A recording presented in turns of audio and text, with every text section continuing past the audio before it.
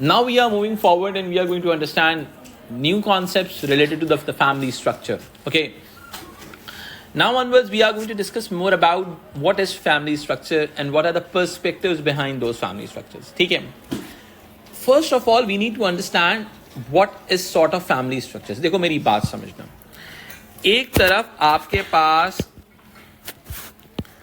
Conventional family का idea है. क्या मेरा बेटा? कन्वेंशनल फैमिली का आइडिया है. ठीक है. अब कन्वेंशनल फैमिली में क्या आता है मेरा बेटा?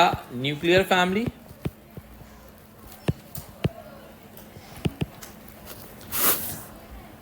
मैरिज. ठीक है. ये क्या है बेटा? एक कन्वेंशनल फैमिली की अजम्पशन है, एक कन्वेंशनल फैमिली का आइडिया है. ठीक है. अब दुनिया के अंदर इस आइडिया को सपोर्ट कौन कर रहा है? ठीक है. दुनिया में हमारे पास इस आइडिया को हमारे पास दो थ्योरिस्ट, जो दो कोर थ्योरीज हैं, वो सपोर्ट करती हैं. Number one is traditional functionalist.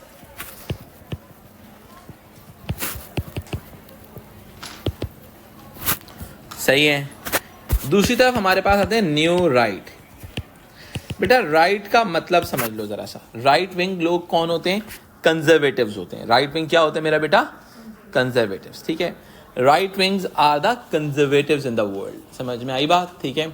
तो एक्चुअल के अंदर न्यू राइट यानी कि कंटेम्प्रेरी वर्ल्ड में जो कन्वेंशनल आइडियाज को रखने वाले लोग होंगे, कंजर्वेटिव आइडियाज को रखने वाले होंगे, वो हम उनको न्यू राइट कहेंगे.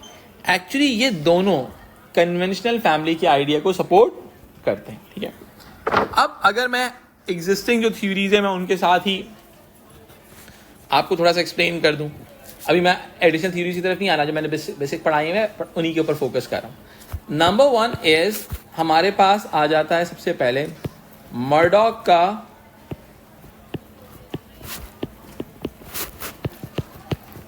$250 human societies survey.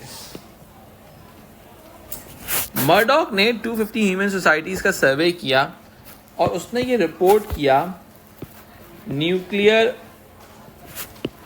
Family is a dominant family setting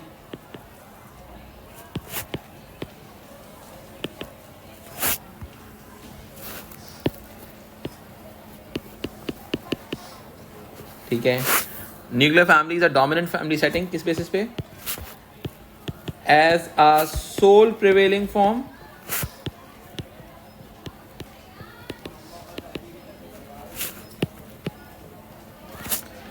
या as a sole prevailing form यानी कि न्यूक्लियर फैमिली इटसेल्फ मौजूद है, या other family structures are compounded from nuclear family. यानी कि दूसरे फैमिली स्ट्रक्चर्स जो होंगे वो भी न्यूक्लियर फैमिली से मिलके बनते हैं. लाइक एक्सटेंडेड फैमिलीज हो गया, वो भी न्यूक्लियर फैमिली से बनती हैं. ठीक है. दूसरे फैमिली स्ट्रक्चर्स भी जो एग्जिस्ट करते हैं दुनिया के अंदर, वो भी न्यूक्लियर फैमिली की ही एक सब फॉर्म के अंदर एग्जिस्ट कर रहे होते हैं. ठीक है. तो सोल यानी कि उनके मुताबिक मर्डॉक ने after the survey of 250 human societies he argued that nuclear family is a dominant family setting as a sole prevailing form और other family structures are also compounded from the nuclear family. Is it clear to you all? ठीक है. एक तरफ हमारे पास Murdock आ जाते हैं, दूसरी तरफ हमने डिस्कस किया हुआ है पार्सन्स एंड गोट का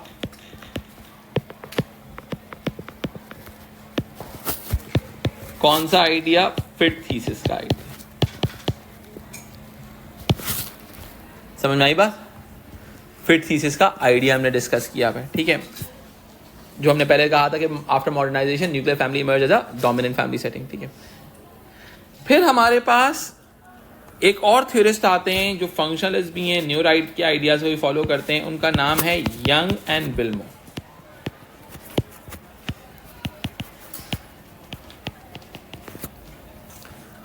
इन्होंने भी इस आइडिया को सपोर्ट किया आफ्टर इंडस्ट्रियलाइजेशन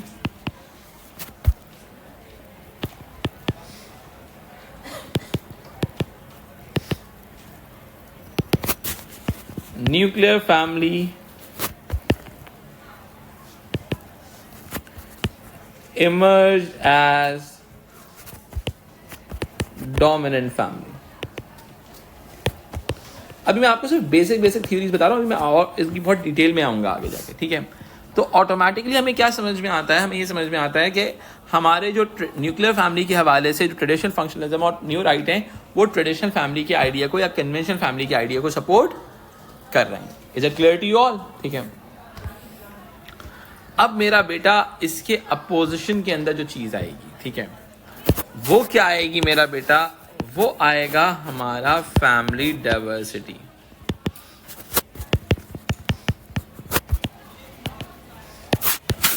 ठीक है। अब ये जो फैमिली डाइवर्सिटी का कॉन्सेप्ट है वो क्या है? We need to understand this thing well, ठीक है, कि what is family diversity and how it's gonna contribute to other things.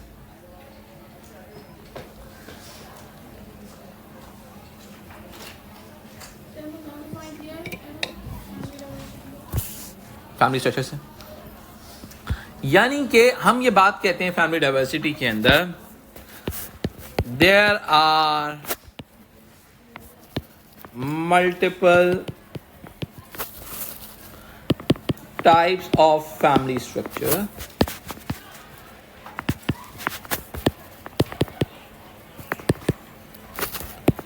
As per individualism,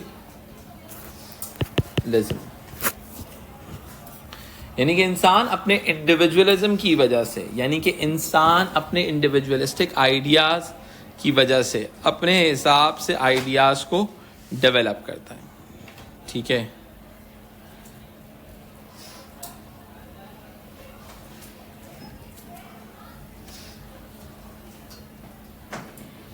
अब यानी कि इंसान की जो मर्जी इंसान वही काम करेगा, ठीक है। हम जब ये बात कहते हैं कि इंसान की जो मर्जी इंसान वही काम करेगा, तो इस बात को आगे बढ़ते हैं, लेके चलते हैं। अब फैमिली डाइवर्सिटी का मतलब क्या है? इसका मतलब है multiple types of families, multiple types of marriages, ठीक है। अब ऑटोमेटिकली दुनिया के अंदर जो इंडिविजुअलिज्म बढ़ता है, तो देयर आर फ्यू थिंग्स जो डाइवर्सिटी बढ़ने में बड़ा वाइटल रोल प्ले कर रही होती हैं, जैसे कि राइज इन डिवोर्स। जब याद रखो डिवोर्स बढ़ेगी तो ऑटोमेटिकली डाइवर्सिफाइड फैमिली स्ट्रक्चर्स भी बढ़ेंगे। वाई एंड हाउ, इस बात को अंडरस्टैंड करते हैं। वो किस तरह से बढ़ते हैं? सिंपल सी बात है, लोग सिंगलहुड को प्रेफर कर सकते हैं, लोग उसके बाद कोहैबिटेशन को प्रेफर कर सकते हैं आफ्टर डिवोर्स,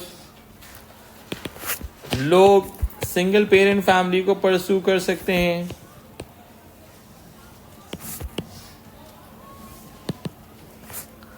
ठीक है। लोग रिकॉन्स्टिट्यूटेड फैमिली को परस्यू कर सकते हैं, ठीक है। So automatically what is this all about? The idea like divorce बढ़ने से डिफरेंट फैमिली स्ट्रक्चर्स बढ़ जाएंगे, ठीक है। इसके अलावा फिर दुनिया में राइज इन कोहैबिटेशन हो रहा है।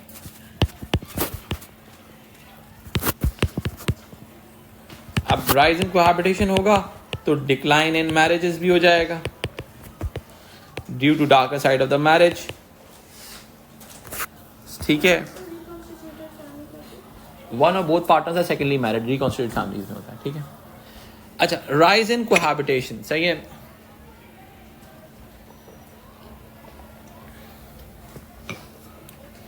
Rise in cohabitation means what? Rise in cohabitation का मतलब क्या होता है कि भाई कोहैबिटेशन रिलेशनशिप बढ़ रही होती हैं तो आपका ऑटोमेटिकली डिक्लाइन इन मैरिजेस भी आ जाएगा, ठीक है। अच्छा, इसके अलावा राइज इन सिंगलहुड भी हो सकता है, ठीक है। ऑटोमेटिकली कहने का मतलब ये है कि there are so many thing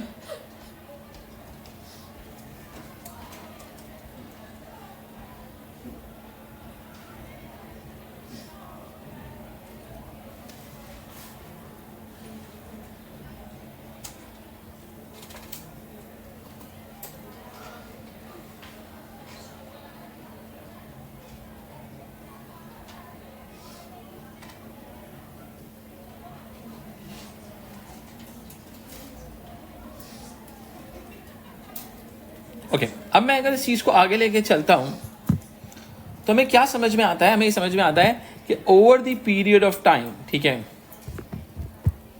over the period of time, ठीक है, हो क्या रहा है? बहुत ही सिंपल सी बात है, ठीक है, हो ये रहा है कि कोहैबिटेशन और इस डाइवर्सिटी की वजह से there are so many things जो पूरी फैमिली स्ट्रक्चर्स को पे इम्पैक्ट कर रहे हैं, ठीक है, ठीक है, यानी कि वो किस तरह से इम्पैक्ट कर रहे हैं? बहुत ही सिंपल सी बात है कि वो आपकी पूरी लाइफस्टाइल चॉइसेस पे इम्पैक्ट क्रिएट कर रहे हैं। सिंगल लूडो डेवलप हो सकता है, reconstitute family, single parent families, ठीक है, वो तमाम चीज़ें इस चीज़ की तरफ आगे लेके चल रही हैं। इसके अलावा फिर डिक्लाइन इन मैरिजेस भी हो रहा है,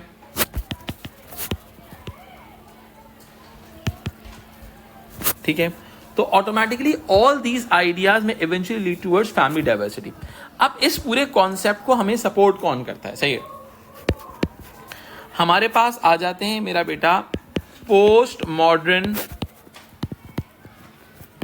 ऑप्टिमिज्म। देखो मैंने बिल्कुल शुरू में आप लोगों को जो अपोज किया था मर्डॉक के आइडियाज को, उसमें भी मैंने पोस्ट मॉडर्न आइडियाज डिस्कस किए थे, यही आइडियाज डिस्कस किए थे। अब क्या था कि भाई पोस्ट मॉडर्न ऑप्टिमिज्म सेलिब्रेट करता है फैमिली डाइवर्सिटी को। वो कहते हैं the family diversity, every family is an alternative family. समझ में आई बात? ये इंडिविजुअलिज्म को सपोर्ट करता है, फ्री विल को सपोर्ट करता है कि आपकी मर्जी, आप जिस तरह का फैमिली स्ट्रक्चर ऑप्ट करना चाहें आप उस तरह का फैमिली स्ट्रक्चर ऑप्ट कर सकते हैं, ठीक है, जो कि एक बहुत ही डिफरेंट मॉड्यूल समझ में आता है, ठीक है, क्योंकि कई मतलब ऐसा होता है दुनिया की बहुत सारी सोसाइटीज़ के अंदर कन्वेंशनल आइडियाज से हटकर फैमिली स्ट्रक्चर्स को रन किया जा रहा है, ठीक है।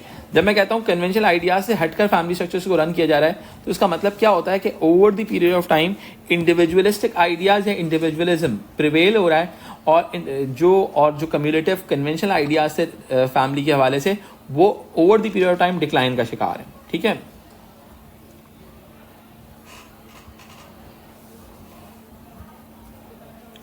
अच्छा, अब दुनिया में कॉन्स्टेंटली हम ये चीज़ देख रहे हैं कि इस कांस्टेंट चेंजेस की वजह से इंडिविजुअलिज्म हर कंट्री में आगे बढ़ रहा है, ठीक है। अच्छा, सिंगलहुड कल्चर डेवलप हो रहा है। इसके अलावा दुनिया के अंदर कई मरतबा वो जो आपके वो थे कई मरतबा आपकी सोसाइटी के अंदर जो लॉज होते हैं वो भी बड़ा वाइटल रोल प्ले करते हैं इस पूरे मैकेनिज्म के अंदर, ठीक है। उन लॉज का होना भी कभी कभी ख़तरनाक हो जाता है बिकॉज वो जो लॉज होते हैं वो एक्चुअल के अंदर लोगों को प्रमोट कर रहे होते हैं कि to have some diversified family relationships, ठीक है। बिकॉज वो डाइवर्सिफाइड रिलेशनशिप को क्यों प्रमोट कर रहे होते हैं? पहले लेट्स सपोज अगर आपकी शादी की बात, ठीक है, आप अगर डिवोर्स में कन्वर्ट हो जाती है खुदा ना खास्ता और 50% जो आपकी प्रॉपर्टी है वो आपके पार्टनर के पास चली जाएगी तो who is gonna marry? No one gonna marry. समझ आई बात, ठीक है। अच्छा, इसके अलावा ऑटोमेटिकली जो पोस्ट मॉडर्निज्म है, पोस्ट मॉडर्न ऑप्टिमिस्ट हैं, वो हायर डिवोर्स रेट को भी प्रमोट करेंगे और डिक्लाइन इन मैरिजेस को भी प्रमोट करेंगे, ठीक है। अच्छा, और इंक्रीज इन कोहैबिटेशन को भी प्रमोट कर रहे होंगे, डेफिनेट सी बात है, ठीक है। ये बात आपको यानी कि तमाम चीज़ें फैमिली डाइवर्सिटी में क्या आती हैं? जब भी डाइवर्सिटी की बात करोगे, हाई डिवोर्स,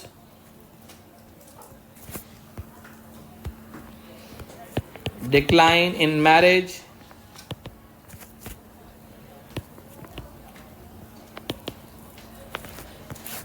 ठीक है,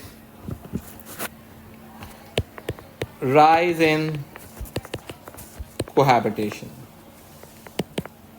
ये इन 3 एलिमेंट्स के थ्रू याद कर लोगे तो बहुत ही आसानी हो जाएगी आपके लिए, आप बहुत ही इजी तरीके से इसको याद कर लोगे, ठीक है। अब हमारे पास जो एक आर्गुमेंट आता है, सही है, पोस्ट मॉडर्न ऑप्टिमिज्म का एक और आर्गुमेंट आपके साथ शेयर कर देता हूँ, ठीक है। ये स्टेसी का आर्गुमेंट था। Stacey is a theorist, post modern theorist. उनके मुताबिक every family is an alternative family.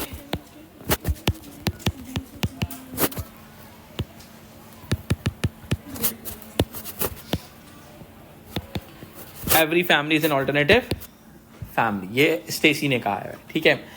यहाँ तक बात समझ में आती है, ठीक है। इसके अलावा एक और पोस्ट मॉडर्न थ्योरिस्ट है एल्किंस, वो हम आगे जाके डिस्कस करेंगे। उन्होंने पोस्ट मॉडर्न फैमिली का कॉन्सेप्ट दिया था जिसमें डिफरेंशिएटेड आइडियाज एग्जिस्ट कर सकते हैं, ठीक है। अगर मैं इस कहानी को थोड़ा सा आगे आपके साथ लेके चलता हूँ, ठीक है, तो हम सबसे पहले अंडरस्टैंड करते हैं इसके अंदर changing patterns in marriage, actually marriage के पैटर्न्स चेंज हो रहे हैं, ठीक है। तो ऑटोमेटिकली लोग जो हैं डिक्लाइन इन मैरिज भी हो रहा है, ठीक है। The people prefer not to marry, in many cases people prefer not to marry, यानी कि वो शादी करना नहीं चाह रहे होते, due to the darker side of the family.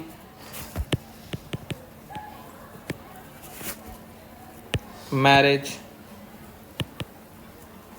ठीक है। अब दुनिया में दूसरी तरफ क्या हो रहा है बेटा, rise in cohabitation and births outside the marriages भी बढ़ रही हैं,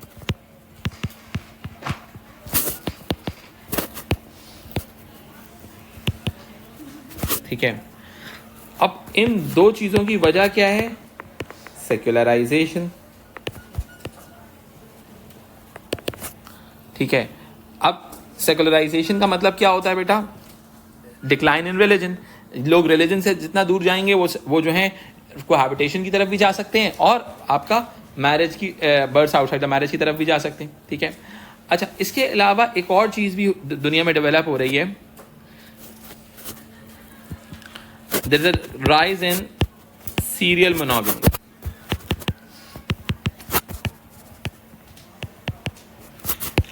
ये सबसे ज्यादा है वेस्टर्न सोसाइटीज में ज्यादा है। अब इसमें क्या होता है बेटा, इसमें होता है at one time there is only one partner, but marriage होती है, डिवोर्स होती है और फिर रीमैरिज हो जाती है किसी और के साथ, तू नहीं और सही और नहीं और सही। समझ में आई बात, ठीक है। इसकी वजह क्या है, इसकी बहुत बड़ी वजह ये, ठीक है। अब देखो जो डिक्लाइन इन मैरिजेस हैं और जो तमाम एलिमेंट्स हो रहे हैं, ठीक है, people prefer not to marry, ठीक है। इसकी एक बहुत बड़ी वजह लेस सोशल प्रेशर होना है,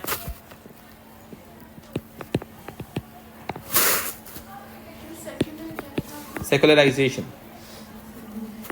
ठीक है। दूसरी तरफ marriage is a lifestyle choice, अब एक मैंडेटरी एलिमेंट नहीं है, सही है। Marriage is a lifestyle choice,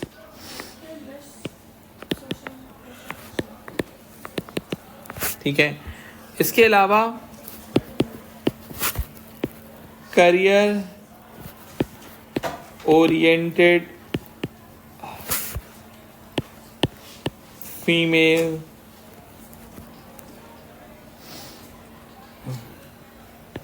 ideas, feminine ideas,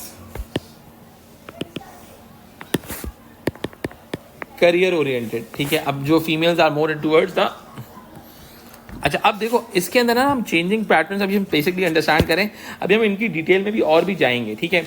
हम changing patterns in marriage, divorce and cohabitation, अभी हम तीनों को अंडरस्टैंड करते हैं ताकि हमें समझ में आए कि इन चीज़ों की वजह से, इन चेंजिंग पैटर्न्स की वजह से, ठीक है, आपकी सोसाइटी में क्या हो रहा है बेटा, आपकी सोसाइटी के अंदर जो वो है डाइवर्सिटी है वो बढ़ रही है, ठीक है।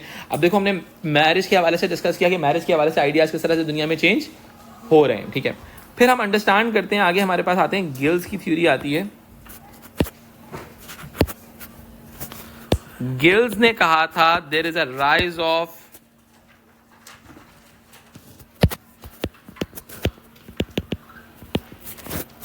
Common law family, common law marriages भी कहते हैं इसको,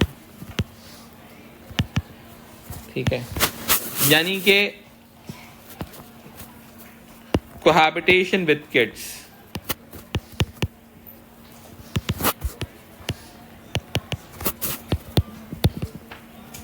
ठीक है। अच्छा अब आते हैं हम इस चीज को अंडरस्टैंड करते हैं, फिर हमारे पास एक और थ्योरिस्ट आते हैं, ह्यूज एंड चर्च। उनके मुताबिक there is a constant increase in cohabitation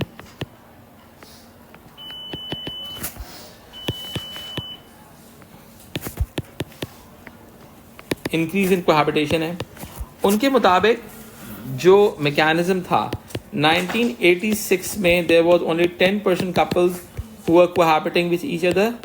In 2006 there are 25% of the couples they declare themselves as cohabiting couples। ठीक है, तो ऑटोमेटिकली होता क्या है दुनिया के अंदर, सबसे इंपॉर्टेंट चीज क्या है, वही लेस सोशल प्रेशर है कोहैबिटेशन के हवाले से। सोशल स्टिग्मा जिसको हम कहते हैं जी बेटा, ह्यूज एंड चर्च, HUGHES। ठीक है, इसके अलावा दुनिया में बर्थ कंट्रोल के आर्टिफिशियल मैकेनिज्म आ गए हैं जी, एग्जैक्टली। एबॉर्शन की पॉसिबिलिटी है, ठीक है, जिसकी वजह से लोग जो हैं they are moving towards the cohabiting lifestyle. ठीक है, फिर हमारे पास आते हैं स्मार्ट एंड स्टीवेंस।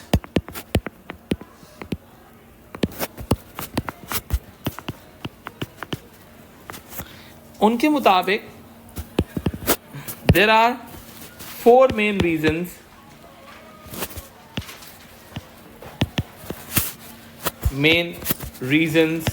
ठीक है। अच्छा, अब देखो स्मार्ट एंड स्टीवेंस की थ्योरी ये बहुत ही इंपॉर्टेंट थ्योरी है। ठीक है, अब देखो, अब हम किन रीजंस की बात करें, there are 4 main reasons for the rise in cohabitation. ठीक है,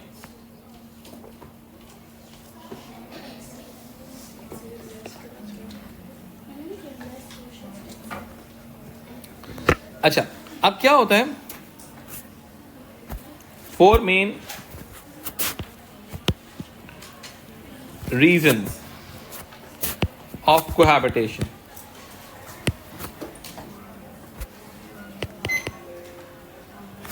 सही है।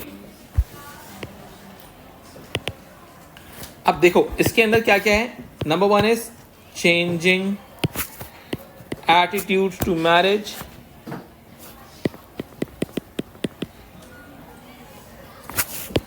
लोगों का मैरिज के हवाले से जो एटीट्यूड है वो काफ़ी हद तक चेंज हो गया।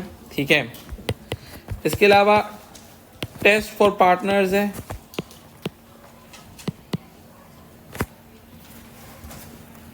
ठीक है, इसके अलावा चेक करते हैं सही है नहीं है, फिलोसॉफिकल रेजिस्टेंस,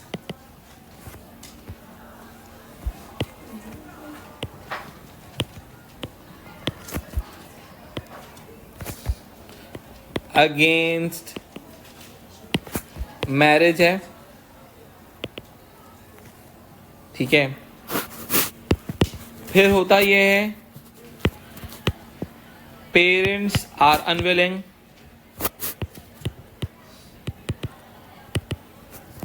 इस वजह से जो एलिमेंट्स होते हैं दुनिया के अंदर वो क्या हो जाते हैं, ऑटोमेटिकली कोहैबिटेशन को रेस कर रहे होते हैं। ठीक है, तो ऑटोमेटिकली मैंने आपको सबसे पहले आज की क्लास में जो डिस्कस किया, सबसे पहले मैंने आपको फैमिली स्ट्रक्चर के बारे में बताया। एक तरफ कन्वेंशनल फैमिली होती है और एक तरफ डाइवर्सिफाइड फैमिली स्ट्रक्चर्स होते हैं। ठीक है, अब जो डाइवर्सिफाइड फैमिली स्ट्रक्चर्स होते हैं they are supported by the postmodern family, postmodern optimism. ठीक है, फिर हमने डिस्कस किया जो डाइवर्सिटी है उसके चेंजिंग पैटर्न्स की वजह क्या है, हमने बेसिक थ्योरीज को अंडरस्टैंड किया ताकि हम आगे जाके डिटेल में इस चीज़ को अंडरस्टैंड कर सकें। Okay, Ji, let's move forward, and now we are going to understand the causes and consequences of changing patterns of marriage, cohabitation, and divorce. Till now, we have discussed this idea like there is a decline in marriages, rise in cohabitation, and the constant rise in divorce.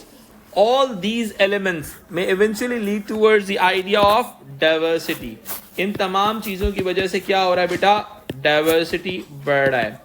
मैंने last class के अंदर आप लोगों को एक core idea दे दिया था चीज़ों के हवाले से, हाउ इट्स गोना फंक्शन। मैंने एक पूरा एक ओवरव्यू दे दिया था कि यार what is the conceptual background of everything. अब हम हर कॉन्सेप्ट की डिटेल के अंदर जाने की कोशिश करेंगे और उस कॉन्सेप्ट को अंडरस्टैंड करेंगे, what are the consequences related to that. ठीक है, आपको ये बात याद रखनी चाहिए बेटा, दुनिया के अंदर डाइवर्सिटी का जो एलिमेंट होता है, ठीक है, वो 2 एलिमेंट्स पे बेस करता है। एक होता है क्रॉस कल्चरल अब बहुत सिंपल सी बात है, यूरोपियन स्टेट्स में आपको कोहैबिटेशन हाई मिलेगी, ठीक है, एशियन साइड्स पे कोहैबिटेशन कम मिलेगी। दूसरा होता है historical, time to time.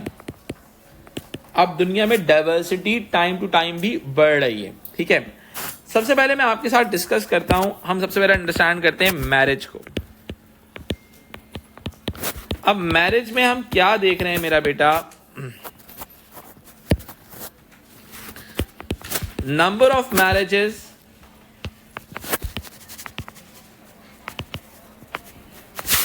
And marriage rate जो है पूरी दुनिया के अंदर इज डिक्लाइनिंग। अब वो जो है वो डिक्लाइन हो रहा है, ठीक है। अब ऑटोमेटिकली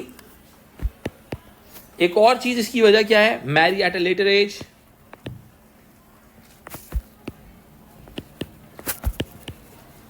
अब इसका इंपैक्ट फर्टिलिटी रेट पर भी पड़ता है। अगर आप लेटर एजेस पे मैरिज कर रहे हैं तो फर्टिलिटी कम हो जाएगी, फर्टिलिटी के चांसेस कम हो जाएंगे, ठीक है। People prefer not to Mary,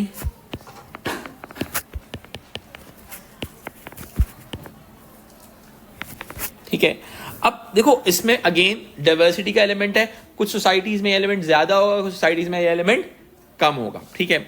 अच्छा, इसके अलावा यूके के अंदर ये चीज देखी जा रही है, इस टॉपिक के अंदर आप स्टार्ट्स और केस स्टडीज वगैरह भी डालेंगे, ठीक है। यूके के अंदर डिक्लाइन इन फर्स्ट मैरिज हो रहा है।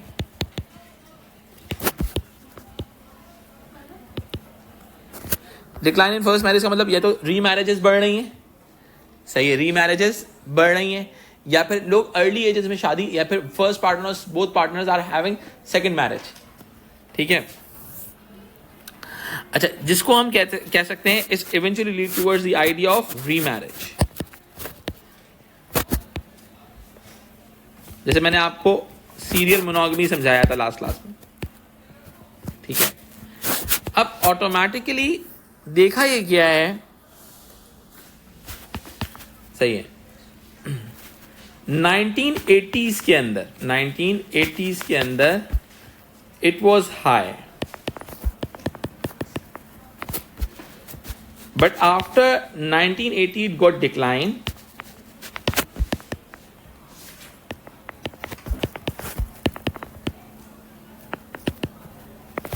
ठीक है। और 21st सेंचुरी के अंदर इट डबल्ड, यानी कि री मैरिजेस का रेट जो है वो 1980s के बाद से डबल हो गया है इन 21st सेंचुरी। समझ में आई बात। अब इसका इम्पैक्ट क्या होता है, अब भाई बहुत सिंपल सी, इसकी वजह क्या है, इसकी वजह है इंक्रीज इन सीरियल मोनोगमी। अब सीरियल मोनोगमी का मतलब क्या है, रिकॉन्स्टिट्यूटेड फैमिलीज डेवलप हो रही होंगी, सही है, रिकॉन्स्टिट्यूटेड डिवोर्स रेट भी बढ़ रहा होगा,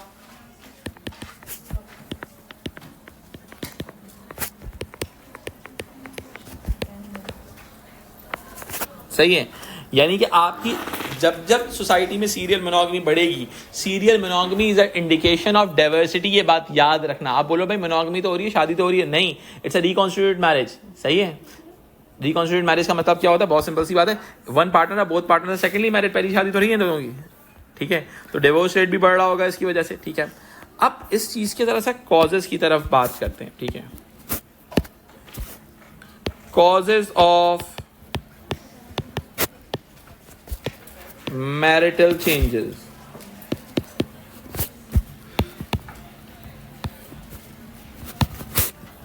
सबसे पहला इंपैक्ट तो है आपके पॉपुलेशन चेंजेस का। पॉपुलेशन स्ट्रक्चर्स जब चेंज होते हैं, जिन सोसाइटीज के अंदर यंग जनरेशन ज्यादा होगी वहां पर भी मैरिज रेट ज्यादा होगा, सही है। अब एक बहुत इंपॉर्टेंट एलिमेंट डिस्कस करते हैं, ठीक है। जब दुनिया के अंदर सेकेंड वर्ल्ड वॉर चल रही थी, ठीक है, बल्कि after second world war, after second world war, अब उस सेकेंड वर्ल्ड वॉर के बाद क्या हुआ, लोग जंग लड़के वापस आए, उन्होंने कहा चलो अब शादी कर लेते हैं, इंक्रीज इन मैरिज, शादियां क्या हो गई बेटा, इंक्रीज इन मैरिज। अब जब बेटा शादियां होंगी 1945 के अंदर, तो 46 47 के अंदर जो होंगे बच्चे भी पैदा होंगे। समझ में आई बात? अब ऑटोमेटिकली उन बच्चों की जो शादियां होंगी फिर वो 1970s के अंदर शादियां होंगी, उन बच्चों की शादी 1970s में होगी ना। अच्छा, अब क्या हुआ आफ्टर सेकेंड वर्ल्ड वॉर? हम इसको कहते हैं बेटा बेबी बूम पीरियड। क्या कहते हैं बेटा? Baby boom period. दुनिया का फर्टिलिटी रेट बढ़ गया था। अब ऑटोमेटिकली क्या हुआ? अब ये बेबी बूम पीरियड के बाद इंक्रीज इन मैरिजेस क्या हुआ? 1970s में जाके इनकी शादी हो गई। 1970s में जाके इनकी। अब बेबी बूम पीरियड कौन सा बेटा? 1950s का टाइम पीरियड है। 1950s में क्यूट बच्चे पैदा होते हैं और ये क्यूट बच्चे पैदा होने के बाद 1970 के अंदर क्या करते हैं बेटा? शादी कर लेते हैं। सही है, तो दैट इज कॉल्ड, फिर इस वजह से हम कहते हैं 1970s में मैरिज रेट बढ़ गया था। जब दुनिया में फर्टिलिटी रेट बढ़ेगा जिस टाइम पीरियड में 20-25 साल के बाद मैरिज रेट बढ़ जाएगा ऑटोमेटिकली। इजी सीन है, ठीक है। तो पॉपुलेशन चेंजेस की वजह से, अब इसी वजह से जब आप 1970 से कंपेयर करोगे, सही है, अब आप 21st सेंचुरी को कंपेयर करोगे तो क्या होगा? अगर आप इससे कंपैरिजन विथ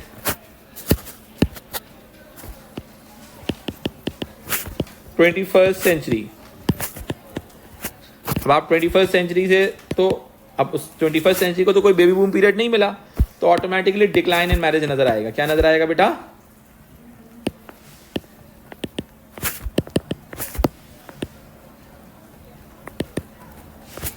ये बात समझ में आती है? ये बात समझ में आती है? यानी कि ये बात प्रूव होती है कि जब दुनिया के अंदर या किसी भी कंट्री की रीजन के अंदर, अब देखो पाकिस्तान का अगर आप मैरिज रेट निकालोगे तो पाकिस्तान में एक ही कारोबार बेहतरीन चलता है, वो है मैरिज हॉल का। शादियां सबने करनी है, सही है। क्यों शादियां सबने? अब सोचो, क्योंकि पाकिस्तान में यंग जनरेशन का इन्फ्लुएंस बहुत ज्यादा है। लेकिन वाइडर कंट्रीज में, if you talk about Europe में यंग जनरेशन नहीं है। समझ आई बात? तो कंट्री के अंदर डेमोग्राफिक्स जो होते हैं कई मरतबा आपको रिप्रेजेंट करते हैं कि भाई दुनिया में क्या चीज का रेट हाई जाएगा, कहां पे क्या चीज का रेट कम जाएगा। जी एग्जैक्टली, हाँ बिल्कुल कर सकते हैं जी। 1950s में वो पैदा हुए, 70s में शादी की उन्होंने। एग्जैक्टली। अब आगे आते हैं, एक और मैरिटल चेंजेस की बात करते हैं। wider influences on people's behavior.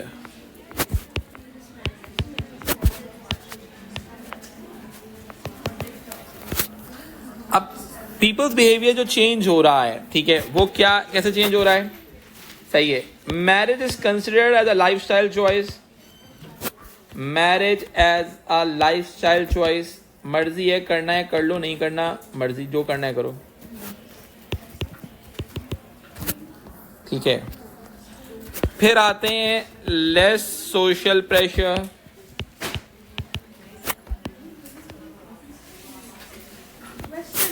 ठीक है। इसके अलावा secularisation, decline of religious ideas,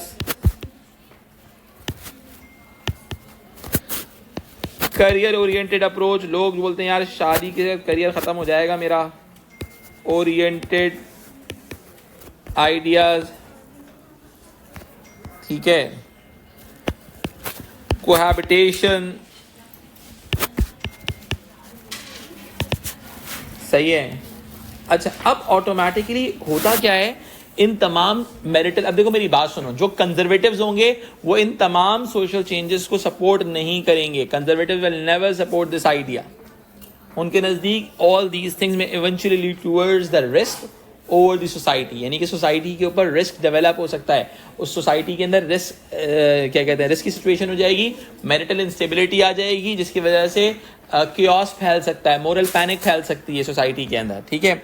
तो they will not support this particular idea in terms of diversity, ठीक है। अब मैं इस स्टोरी को थोड़ा सा आगे लेके चल, देखो मैंने आपके सामने क्या प्रेजेंट किया, मैंने मैरिज के डिफरेंशिएटेड आइडिया डिस्कस किए कि भाई मैरिटल चेंजेस क्यों हो रही हैं सोसाइटीज के अंदर, सोसाइटी में।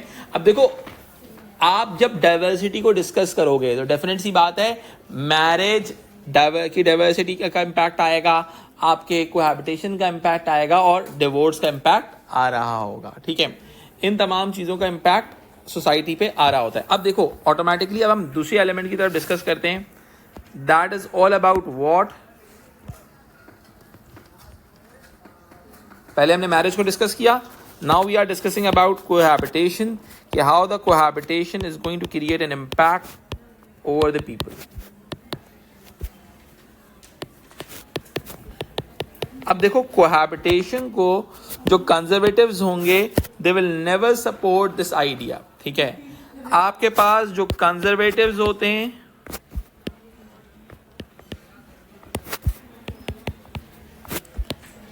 Support the marriage,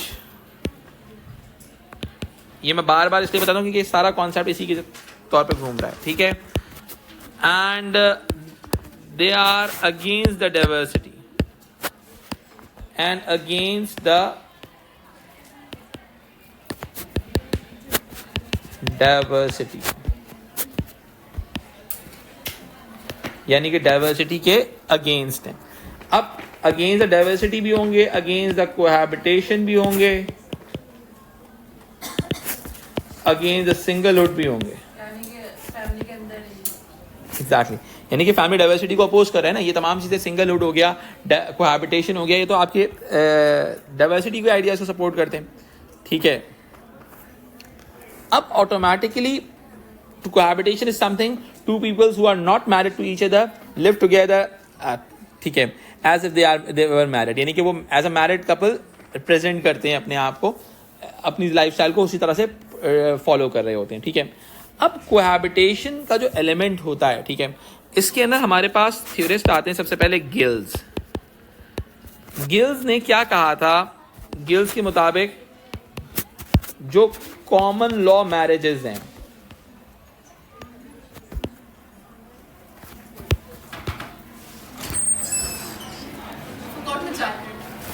common law marriages जो हैं, जिसको हम कोहैबिटेशन कहते हैं, उनके मुताबिक these common law marriages used to practiced in past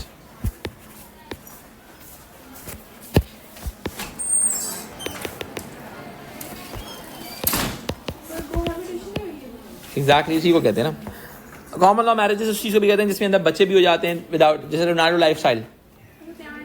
exactly, तो ऑटोमेटिकली उनके मुताबिक जो है इस चीज के अंदर ये चीज फॉलो होती थी। देखिए, now we move forward and understand this particular Hughes and Church ideas. Like according to Hughes and Church, we have discussed this earlier. Like there is an increase in cohabitation and there is a causes of increase. We have discussed it till now. And now there is a Smart and Stevens ideas about the rise in cohabitation. And the rise in cohabitation occurs due to the changing attitudes to marriage, test for the partners, parents are unwilling to enter into legal relationship, and there is a philosophical resistance like the radical feminists oppose this particular idea. So this is a quite quick recap about these two theories which we have discussed till now.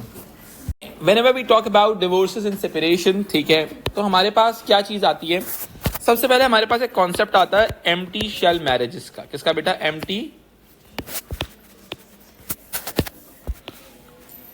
Shell marriages. इसका मतलब क्या होता है बेटा? Living without love, living without love, यानी कि हमें सच्चा प्यार नहीं मिला।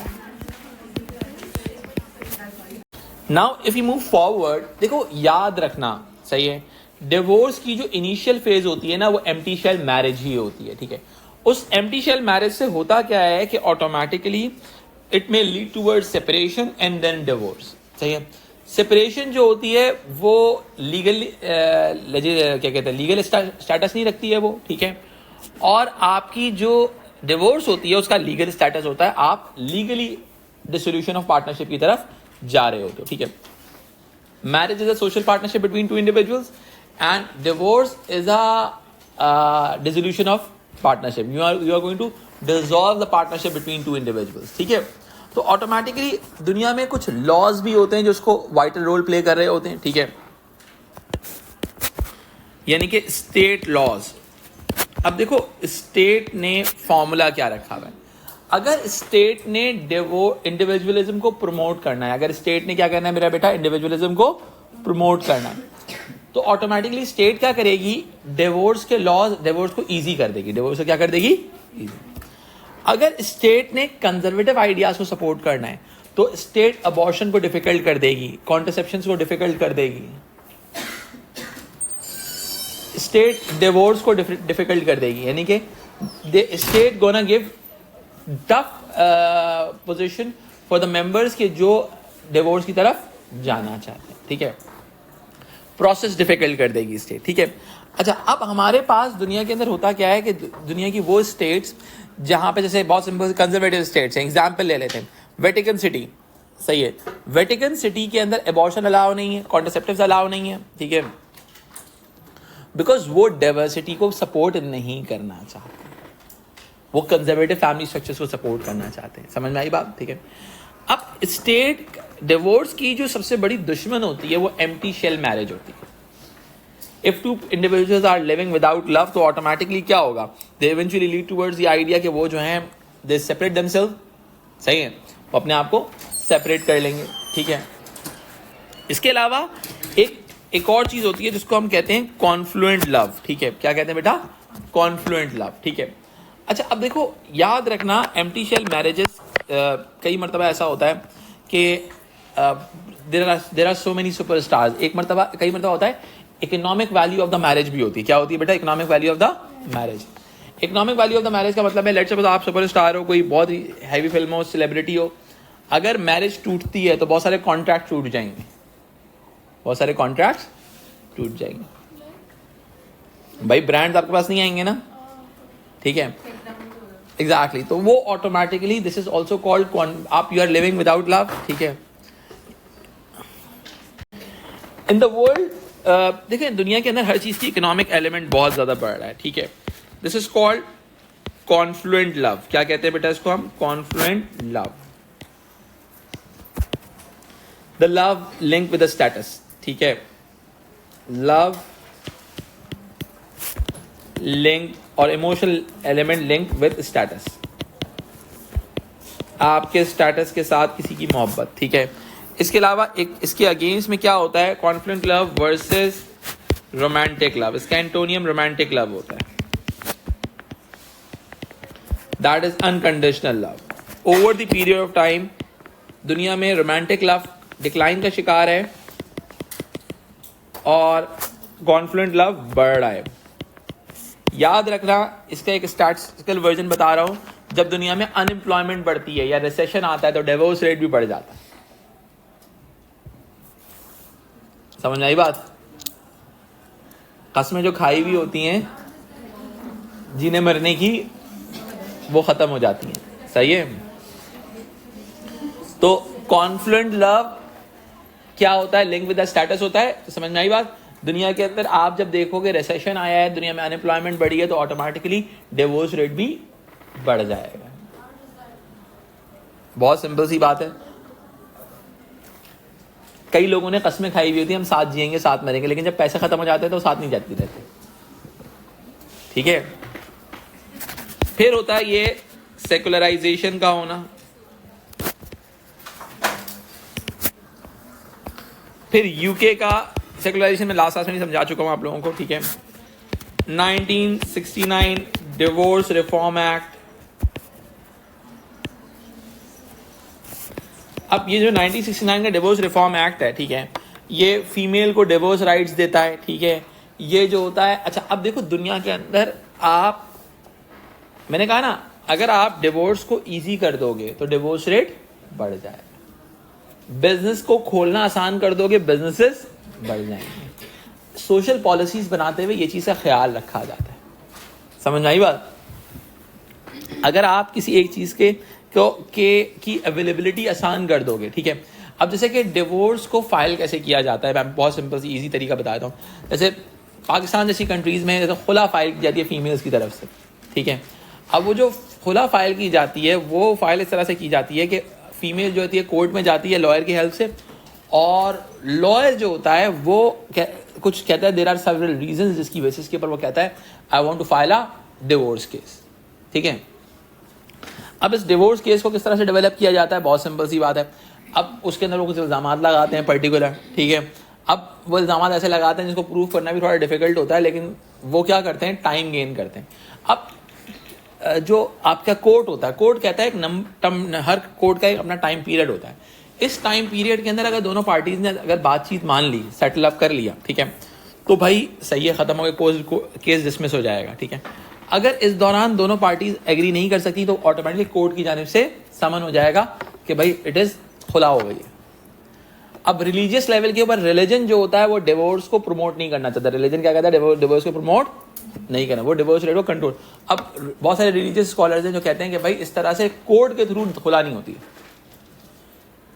कोर्ट के थ्रू खुला नहीं होती, इसके अंदर बंदे का कंसेंट शामिल होना जरूरी है। समझ में आई बात? तो ऑटोमेटिकली ये अब कंजर्वेटिव आइडियाज हैं, अब वो उसके अंदर मैं कुछ नहीं कह सकता आगे, लेकिन ऑटोमेटिकली होता क्या है कि रिलीजन जो है वो डिवोर्स को कंट्रोल करना चाह रहे हैं। दुनिया के बहुत सारे रिलीजन ऐसे हैं जो डिवोर्स की एग्जिस्टेंस के खिलाफ है। हिंदू रिलीजन है, हिंदू रिलीजन में डिवोर्स का कॉन्सेप्ट नहीं है, रिलीजन में कॉन्सेप्ट नहीं है। समझ में आई बात? यानी कि जिएंगे मरेंगे साथ, ठीक है। अब ऑटोमेटिकली क्यों? क्योंकि there is no religion in the world who promotes divorce, वो जो डिवोर्स को प्रमोट करता हो, ठीक है। अब automatically because religion is a conservative force, religion is a conservative force, ठीक है, वो conventional form of family structure को सपोर्ट करेगा, वो डाइवर्सिटी को सपोर्ट नहीं करेगा। समझ रहे हो मेरी बात? यानी कि जो रिलीजन जो होते हैं वो डाइवर्सिटी को सपोर्ट नहीं कर रहे होते हैं। यहाँ तक बात समझ में आती है? तो इसमें कैन वी टॉक अबाउट आप कह रहे हैं कि प्रमोट नहीं करेगा, एक्सेप्टेंस पे बात कर सकते हैं? हाँ, एक्सेप्ट जो कंटेम्प्रेरी जो आप सेकुलराइजेशन होगा तो ऑटोमेटिकली एक्सेप्टेंस बढ़ जाएगी ना, ठीक है। अब जैसे एग्जांपल देते हैं, ठीक है। अब कहा जाता है high divorce rate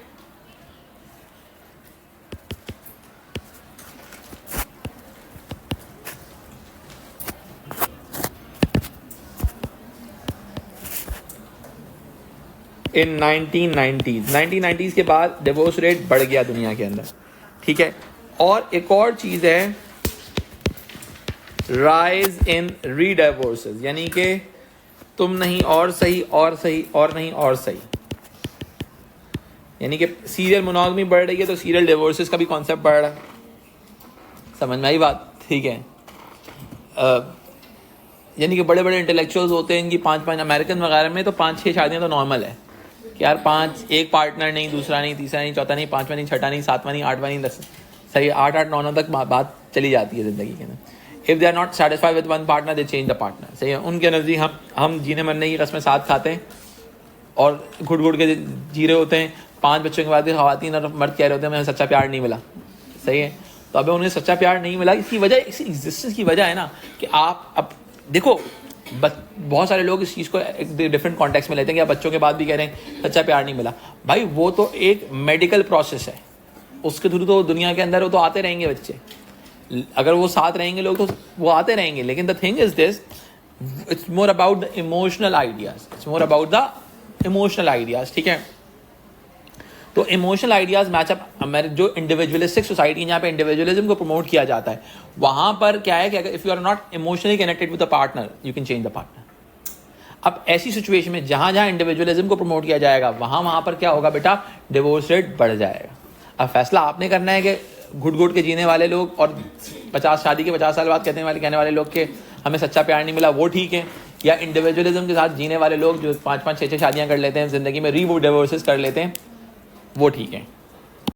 so this is the core idea behind the divorces, the rise in divorces और the decline of divorces, how to control it. ठीक है, यहां तक क्लियर हो गया? ठीक है, moving forward and now we are going to understand this idea like the family diversity. Okay, how it's gonna function, how it's gonna work, we are going to discuss everything related to this.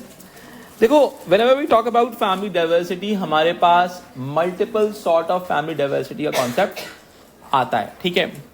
Number 1 is what we used to call organizational diversity.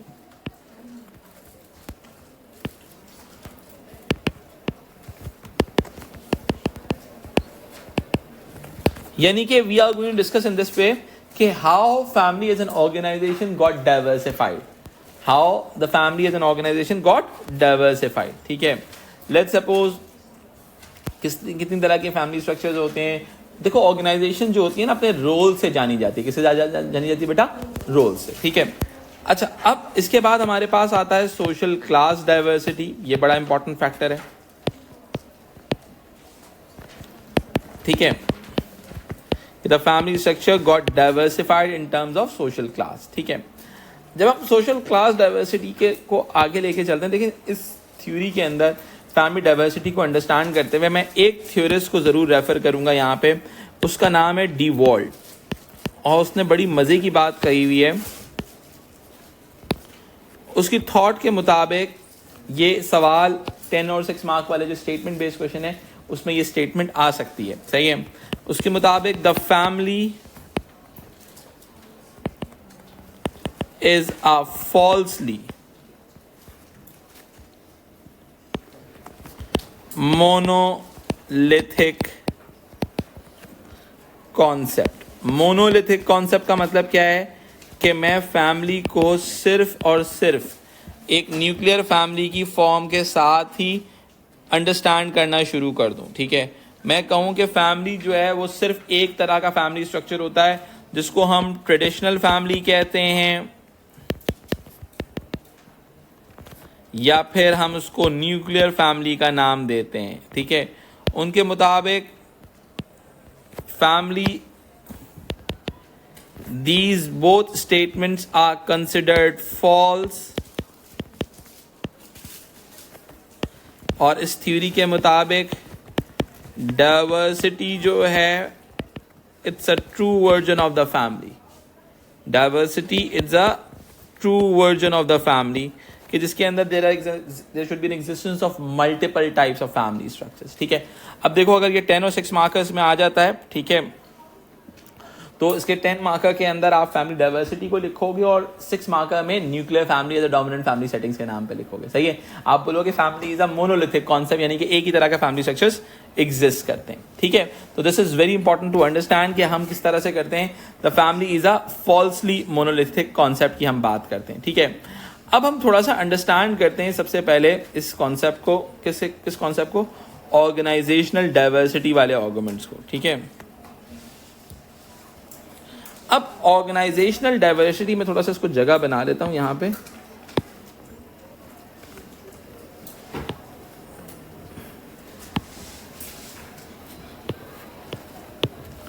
अच्छा, अब इसके अंदर हमारे पास क्या आ जाती है बेटा? बात आती है रोल्स एंड रिस्पॉन्सिबिलिटीज की। ठीक है,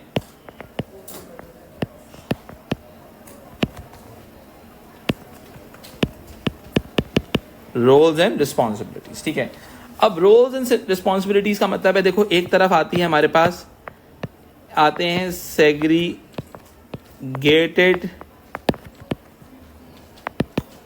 कॉन्जुगल रोल्स। ठीक है, जिसका मतलब है different roles for males and female, different roles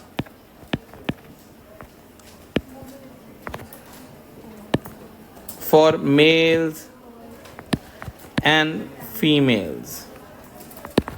फिर हमारे पास होती है सिमेट्रिकल कॉन्जुगल रोल्स, या सिमेट्रिकल फैमिलीज भी कहा जाता है। ठीक है, इसका मतलब है similar roles for males and females.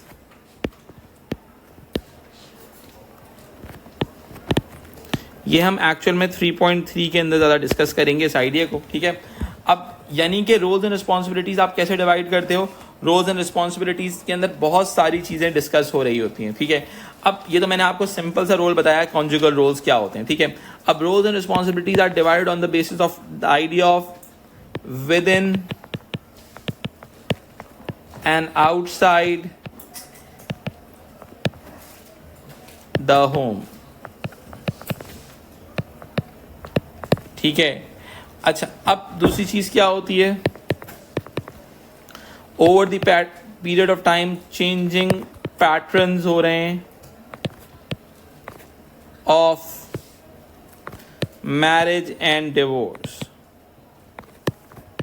अब मैरिज एंड डिवोर्स के चेंजिंग पैटर्न हो रहे हैं, तो उससे क्या होगा, अगर सिंगल पेरेंट फैमिली है तो सिंगल पेरेंट जो होगा वो इकोनॉमिक रोल भी परफॉर्म कर रहा होगा और डोमेस्टिक रोल भी परफॉर्म कर रहा होगा या कर रही होंगी, ठीक है।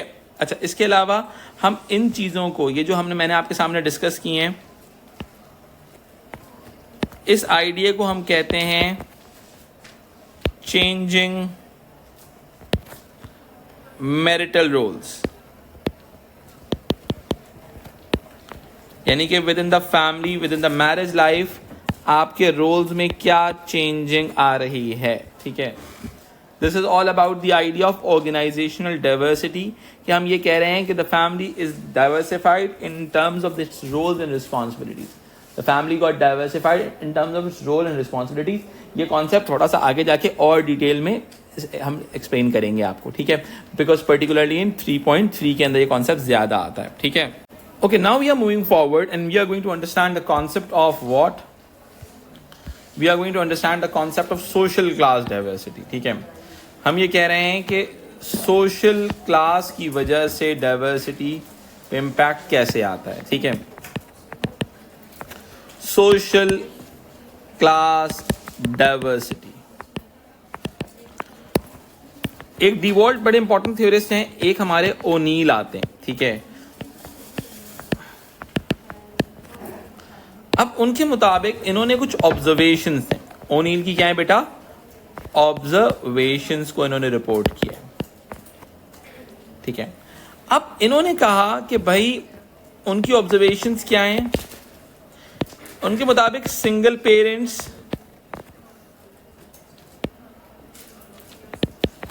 अब सिंगल पेरेंट्स कौन से सिंगल पेरेंट्स, नेवर मैरिड, शादी नहीं हुई है, बच्चे पैदा हो गए, बर्थ्स आउटसाइड द मैरिजेस, ठीक है। ये कहाँ एग्जिस्ट करते हैं इनके मुताबिक, अब लोअर क्लास में ज्यादा एग्जिस्ट करते हैं, ठीक है। फिर इसके बाद टू पेरेंट्स फैमिलीज, यानी कि हम डिस्कस करें how the social class going to create an impact on family diversity. इनके मुताबिक टू क्लास फैमिलीज जो हैं वो middle class, middle and upper class में ज्यादा फॉल इन करते हैं। अब देखो, जो आपके अमेरिकन वगैरह की बात करते हैं या यूके की बात करते हैं, वहाँ पे पर्टिकुलरली जो कि ब्लैक कैरिबियन फैमिलीज होती हैं, लोअर इनकम ग्रुप में आती हैं, उनमें क्या होता है, बर्थ्स आउटसाइड द मैरिजेस का भी कॉन्सेप्ट होता है, कोहैबिटेशन का भी मसला होता है, तो ऑटोमेटिकली वहाँ पे single parents never married family structures का कॉन्सेप्ट एग्जिस्ट करता है, ठीक है। हाँ, नॉर्मल फैमिलीज हैं जो आपकी न्यूक्लियर फैमिलीज हैं, ठीक है। अच्छा, अब तो वहाँ पे सिंगल पेरेंट फैमिली का कॉन्सेप्ट ज़्यादा एग्जिस्ट करता है। फिर टू पेरेंट फैमिलीज जैसे ट्रेडिशनल फैमिली स्ट्रक्चर्स है, न्यूक्लियर फैमिलीज वगैरह हैं, वो ज़्यादातर आपको मिडिल एंड अपर क्लास में नजर आएंगी, ठीक है। फिर हम आते हैं बीन पोल फैमिलीज। ये क्या फैमिलीज होती हैं ज़रा समझते हैं। बीन पोल फैमिली को मैं आपको थोड़ा सा समझाता हूँ, ये कैसी फैमिली होती है। देखो, बहुत ही ईजी वर्ड्स में याद रखना। देखो, बीन पोल फैमिली को याद करने का तरीका बहुत ही सिंपल सा है। दैट इज, दो वर्ड्स याद कर लो, लॉन्ग एंड थिन, ठीक है। अब लॉन्ग और थिन का ये है, पोस्ट मॉडर्न सोसाइटीज में ज्यादा एग्जिस्ट करती है, बिकॉज लिविंग कंडीशंस हमारी सोसाइटी में ज्यादा बेहतर है। लॉन्ग का मतलब है हाई लाइफ एक्सपेक्टेंसी, यानी कि आप जो हैं ज्यादा टाइम तक जिंदा रहेंगे। थिन का मतलब है लो बर्थ रेट, लेकिन ऐसी फैमिली होगी जिसमें बर्थ रेट कम होगा।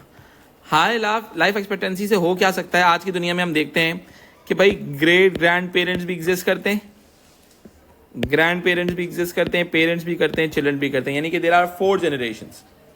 समझ में आई बात, देयर आर 4 जनरेशंस, ठीक है। तो ऑटोमेटिकली क्या हुआ, ये चीज पॉसिबल क्यों है, ये पॉसिबल इसलिए है मेरा बेटा कि लिविंग कंडीशंस बेहतर है। समझ में आई बात, क्लियर हो गई बात, ठीक है। अच्छा, अब होता क्या है कि मेरी बात, ये बहुत सिंपल सी बात है। इनके मुताबिक बीन पोल फैमिली जो एग्जिस्ट करती है more in working class, more in working class. Why? Because average age of mothers, यानी कि mothers की जो at first child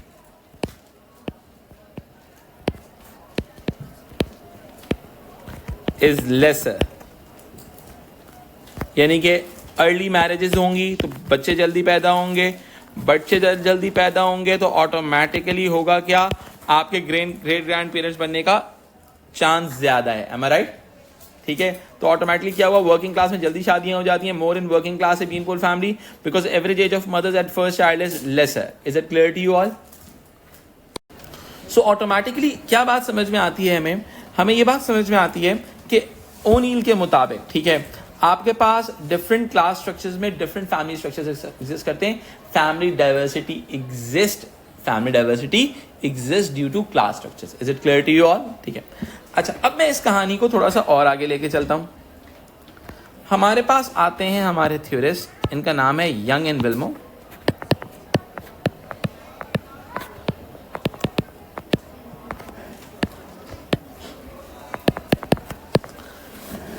अब देखो, यंग एंड विल्मो के मुताबिक क्या सीन है बॉस. उनके मुताबिक मोर सिमेट्रिकल फैमिली कहां पर है? मोर सिमेट्रिकल फैमिली है इन मिडिल क्लास स्ट्रक्चर्स.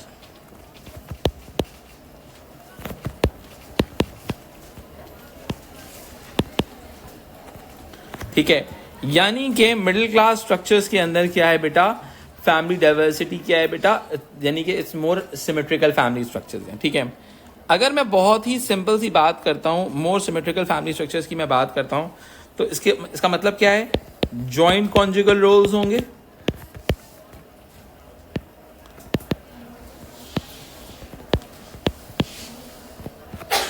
ठीक है,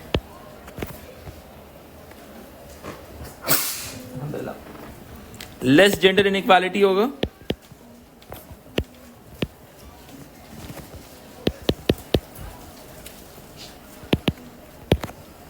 ठीक है, so this would be the idea जिसमें हम कह सकते हैं how the social class diversity में lead towards the family diversity. Is it clear to you all?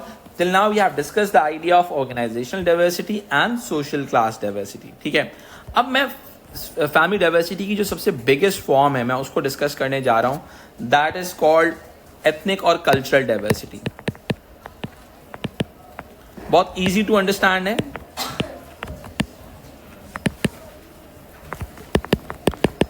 Ethnic और कल्चरल डाइवर्सिटी. ठीक है, अब ऑटोमेटिकली क्या होता है मेरा बेटा, आपके हर कल्चर के अंदर डाइवर्सिटी एग्जिस्ट करती है. ठीक है, अब हर कल्चर में वैल्यूज डिफरेंट होंगी, नॉर्म्स डिफरेंट होंगे, ट्रेडिशंस डिफरेंट होंगी, और इसमें एग्जाम्पल्स भी बहुत आती हैं. ठीक है, लाइफस्टाइल, बिलीव्स डिफरेंट होंगे.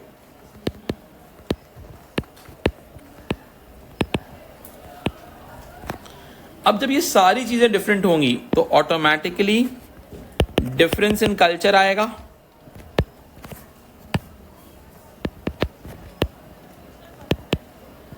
ठीक है, अब ऑटोमेटिकली हम ये कह सकते हैं कि different ethnicities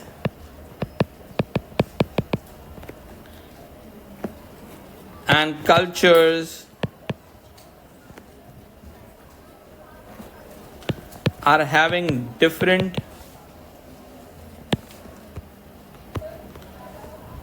norms related to marriage and family.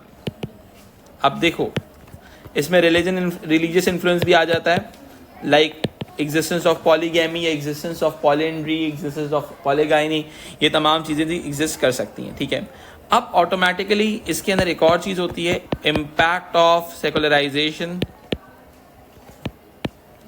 दुनिया की वो एथनिसिटीज़ जो ज़्यादातर सेकुलर हैं वहाँ पर आपको डाइवर्सिटी ज़्यादा मिलेगी, ठीक है। इम्पैक्ट ऑफ सेकुलराइजेशन से क्या हो रहा है बेटा, कोहैबिटेशन बढ़ रही है, डिक्लाइन इन मैरिज हो रहा है,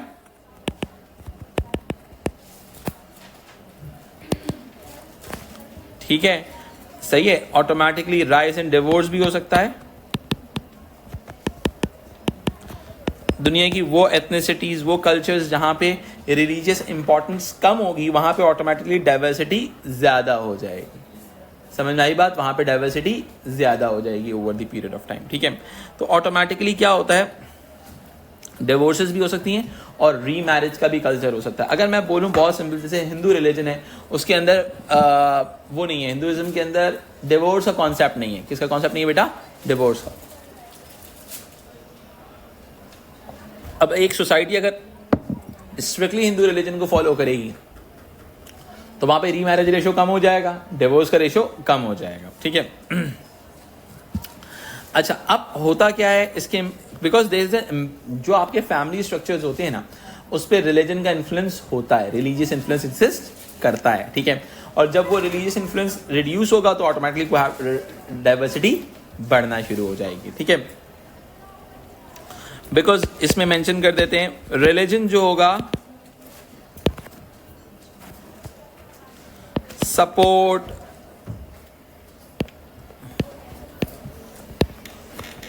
मैरिज, ठीक है, against the cohabitation and divorce.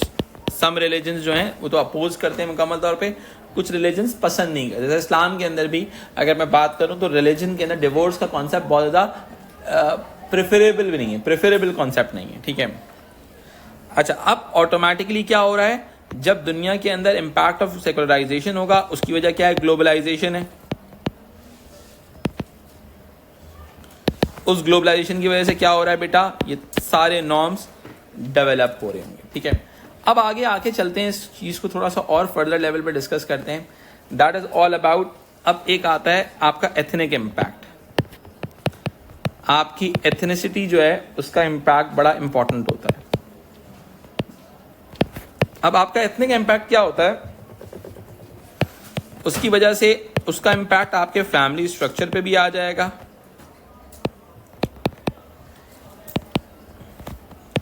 आपके मैरिज नॉर्म पे भी आ जाएगा। अब जैसे कुछ ट्राइबल फैमिलीज हैं, like we used to call Nayar of Malabar जिनको हम कहते हैं, ठीक है। They are having the concept of polyandry, one female is marrying और having sexual relationship with multiple males, ठीक है, एज देयर नॉर्म। तो ऑटोमेटिकली क्या हो रहा है कि एथनिक इम्पैक्ट उसके आपके मैरिज नॉर्म पे भी इम्पैक्ट कर रहा होता है। इसके अलावा फैमिली साइज, लाइक बहुत सिंपल सी एग्जांपल लेते हैं, rural versus urban areas. Rural ethnicities are having bigger family size as compare to the urban areas, ठीक है। तो इसके अंदर भी ये चीज़ आ जाती है, ठीक है। इसके अलावा आप अगर हम बात कर सकते हैं मैरिजेस के अंदर भी कॉन्सेप्ट आता है, अरेंज वर्सेस लव मैरिजेस का कॉन्सेप्ट आ जाता है, ठीक है। अब लेटर मैरिजेस हैं या अर्ली मैरिजेस हैं, ठीक है। कुछ जो अर्बन सोसाइटीज़ में होती हैं वहाँ पे लेटर मैरिजेस का कॉन्सेप्ट है, ठीक है। क्या क्या रूरल सोसाइटीज़ के अंदर ज़्यादातर अर्ली मैरिजेस का कॉन्सेप्ट है, ठीक है। तो it depends on these thing, ठीक है। इसके अलावा डिवीजन ऑफ लेबर, ठीक है। अब डिवीजन ऑफ लेबर के अंदर क्या आ सकता है, मेट्रियार्कल फैमिली स्ट्रक्चर्स भी हो सकते हैं जिसको हम मैट्रीफोकल और पैट्रीफोकल स्ट्रक्चर्स की बात करते हैं, ठीक है। अब मैट्रियार्कल और या फिर हम मैट्रीफोकल, पैट्रीफोकल या फिर सिमेट्रिकल, ये भी डिवीजन ऑफ लेबर वाली बात से आ गई कि भाई आपका एथनिक इम्पैक्ट भी होता है। कुछ एथनिसिटीज जो होती हैं वो, जैसे आप if you talk about the black Caribbean families in the UK की अगर हम बात करते हैं, they are having more matriarchal family structures, matrifocal family structures हैं, फीमेल्स आर अर्निंग। फिर होता है पैट्रीफोकल्स जो आते हैं, अब आपका जो वो होते हैं एशियन फैमिलीज हैं, Asian families are more patrifocal, ठीक है। White families are mostly symmetrical, समझ आई बात। तो ऑटोमेटिकली यूके की अगर हम एग्जाम्पल लें तो उसके अंदर डिवीजन ऑफ लेबर से इस तरह से फैमिली इथनिसिटीज पे भी डिवीजन हो रहा होता है, ठीक है, समझ में आई बात। ये जो कॉन्सेप्ट है अभी आगे जाके भी बहुत डिटेल में डिस्कस होगा, यानी कि आपके एथनिक इम्पैक्ट की वजह से क्या होता है, आपके फैमिली स्ट्रक्चर्स जो होते हैं इम्पैक्ट कर रहे होते हैं। Is it clear to you all? Now we are moving forward. Ethnic diversity में सबसे इंपॉर्टेंट हमारे पास थियरिस्ट आते हैं डेल। इस थियरी को अपने पास लाजमी मेमोराइज कर लीजिएगा, because this theory gonna help you a lot in multiple topics, ठीक है। अच्छा, अब देखो इनके मुताबिक इम्पैक्ट ऑफ एथनिसिटी बहुत ज्यादा होता है। अब देखो इसके मुताबिक ये कैसे एनालाइज करते हैं इस चीज को, फिर आगे आगे बात करते हैं फीमेल पेड एम्प्लॉयमेंट की बेसिस के ऊपर,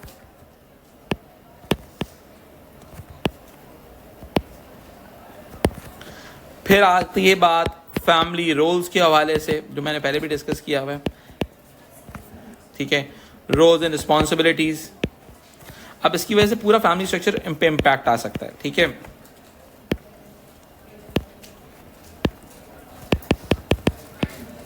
अब इनके मुताबिक इन द यूके, ये रिसर्च बहुत इंपॉर्टेंट है, जो आपकी ब्लैक कैरेबियन फैमिलीज हैं,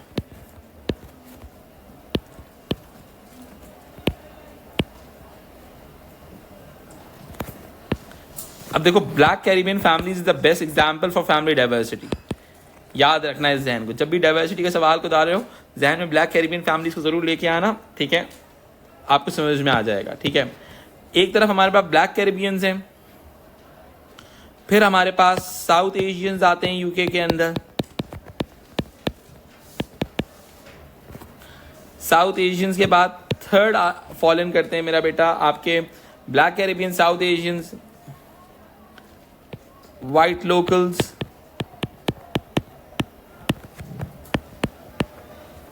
ठीक है।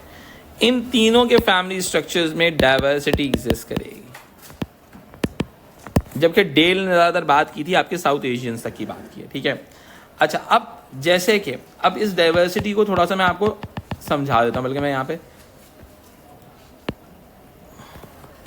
ब्लैक कैरिबियंस जो हैं they are having black women used to do full time employment, ठीक है,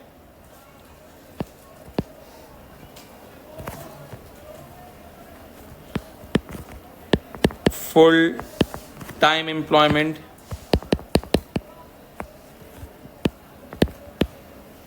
आफ्टर द मैरिज, ठीक है। फिर हमारे पास साउथ एशियंस में इंडियन वेमेन आती हैं, Indian women use to continue part time employment,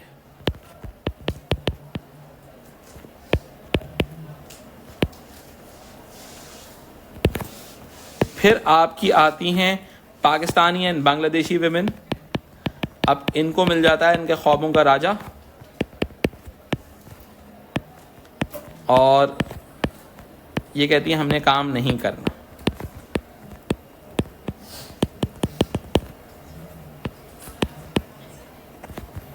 और ये जो होती हैं they stop working after the marriage. Automatically division create हो गया, समझ में आई बात। Black women used to continue full time employment, South Asian women used to continue Indian women used to continue part time employment, Pakistani और Bangladeshi women stop working after the marriage, ठीक है। तो क्या हुआ, डाइवर्सिटी क्रिएट हो गई, रोल्स एंड रिस्पॉन्सिबिलिटी में differentiation आ गया, particularly on the basis of ethnicity. Is it clear to you all कि ethnicity play vital role in family diversity? Is it clear to you all? अभी यहाँ पे हमने बात में सिर्फ एक डिफरेंशिएशन बात की थी, यहाँ पे बात की थी, लेकिन एक्चुअल में आप अगर मैं आप लोग बिला वजह कंफ्यूज हो गए, भाई मैं तो आपको समझाने के लिए वाइट वुमेन लोकल्स लिखा था, इसको आप पढ़ा दो। इनकी मेजर रिसर्च जो है south Asians versus black Caribbean families के ऊपर एथनिक माइनॉरिटीज पे डिस्कस कर रहे हैं ना सबसे ज्यादा। यहाँ तक क्लियर होती है बात, ठीक है। यानी कि over the period of time marriages जो हैं वो इस तरह से चेंज हो रही होती हैं, फैमिली स्ट्रक्चर इस तरह से चेंज हो रहे होते हैं, ठीक है। फिर हम आगे आते हैं हमारे सेकंड थ्योरिस्ट की तरफ, उनका नाम है बर्थोड। ये भी बहुत इंपॉर्टेंट थ्योरिस्ट हैं फॉर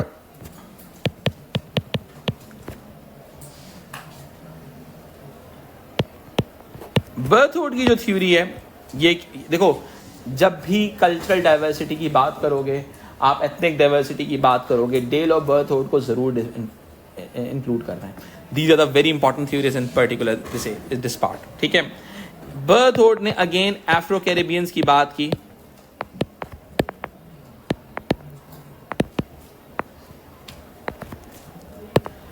अफ्रो कैरेबियन फैमिलीज। अब अफ्रो कैरेबियन फैमिलीज जो हैं उनका सीन क्या है बॉस, ठीक है। अब अफ्रो कैरेबियन वही ब्लैक एलिमेंट्स की तरफ जाएंगे, ठीक है। इनके पास लो रेट ऑफ मैरिज है,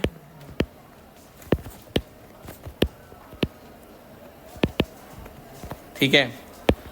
सिंगल पेरेंटहुड ज्यादा एग्जिस्ट करता है, ठीक है। अब सिंगल पेरेंटहुड क्या है बेटा, सिंगल पेरेंट के इनके जो मेल पार्टनर्स होते हैं, they left them after the child, और नशे वशे का सीन होता है, ड्रग्स वगैरह का सीन है ज़्यादा, ठीक है। फिर अच्छा, इसके अलावा एक्चुअल में क्या सीन था, ये इस तरह के फैमिली स्ट्रक्चर्स जो थे they exist in West Indies. क्या था बेटा, एग्जिस्ट इन वेस्ट इंडीज में एग्जिस्ट करते थे, ठीक है। But now they become stronger,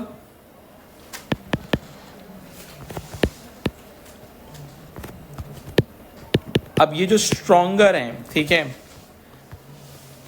क्यों स्ट्रॉन्गर बन गए, ड्यू टू मॉडर्न इंडिविजुअलिज्म, यानी कि आज के दौर में कहते हैं हमारी मर्जी, हम ये नहीं कर रहे।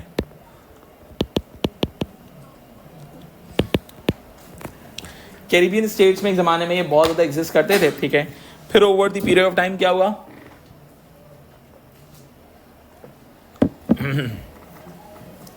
मॉडर्न इंडिविजुअलिज्म एग्जिस्ट करने लगा। यहां तक क्लियर हो गई बात, तो यहां तक समझ में आती है बात, क्लियर हो गई बात, एनी कंफ्यूजन टिल हियर। दूसरी तरफ हमारे पास बर्थोड के मुताबिक एक अफ्रो कैरेबियन फैमिली स्ट्रक्चर्स हैं। फिर होता क्या है आगे, साउथ एशियंस हैं इनके नज़दीक, अगेन सेम डिफ्रेंसिएशन है। अब साउथ एशियंस जो हैं वो ज़िंदगी में दुनिया में आते फैमिली बनाने के लिए, ठीक है। अब हाई मैरिज रेट है, ज़िंदगी का मकसद क्या, शादी करना, हाई मैरिज रेट, ठीक है। लो डिवोर्स रेट, जहाँ शादी हो गई वो तो अब किस्मत आपकी सही है, जो निकला आपके पास, ठीक है। Low divorce rate, low cohabitation,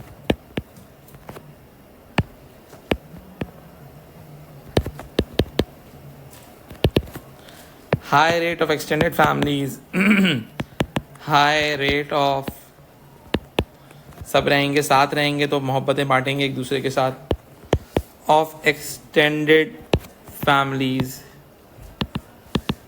ठीक है, जिसको हम वर्टिकल एक्सटेंडेड फैमिलीज भी होते हैं, grand parents, parents and children भी हो सकते हैं, ठीक है। तो ऑटोमेटिकली क्या है, अब आप यहाँ पे क्या उसकी बेसिस के ऊपर, किसकी बेसिस के ऊपर बेटा, आप अपनी क्या कहते हैं एथनिसिटी की बेसिस पे भी आप बर्थोड को भी दे सकते हैं, ठीक है, बर्थोड को भी दे सकते हैं और आप उसको भी देख सकते हैं, साउथ एशियंस को भी दे सकते हैं। Is that clear to you all? Now we are going to defend the idea of diversity in terms of postmodern optimism. मैंने पहले भी आप लोगों से डिस्कस किया था ये आइडिया, लेकिन अब हम उसको प्रॉपर ऑफिशियली डिस्कस करेंगे, ठीक है। देखो एक्चुअल में पोस्ट मॉडर्निज्म किस चीज़ के आइडिया को सपोर्ट करता है। हमारे पास पोस्ट मॉडर्निज्म में एक थ्योरिस्ट आते हैं, उनका नाम है Lyotard. Lyotard is against the grand narratives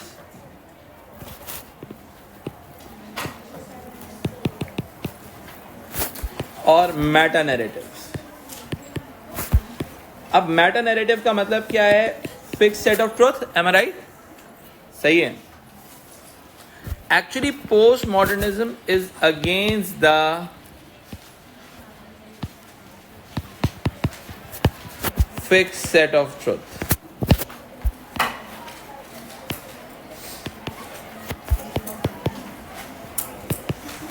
ठीक है।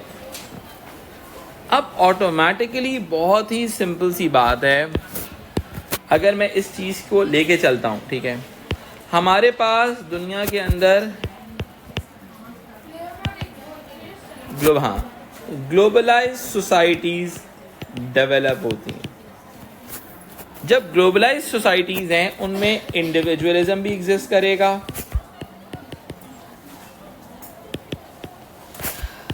डिजिटल कम्युनिकेशन भी एग्जिस्ट करेगी,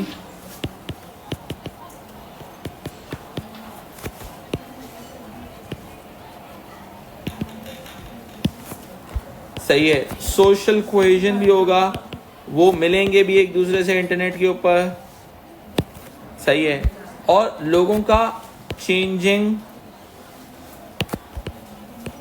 एटीट्यूड्स भी होंगे।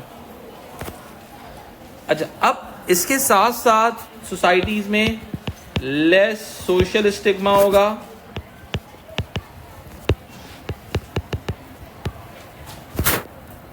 सोशल स्टिग्मा का मतलब क्या है कि लोग कोई चीज का बुरा नहीं मानेंगे,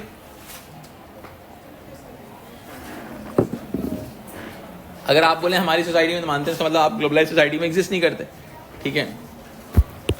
and social pressure,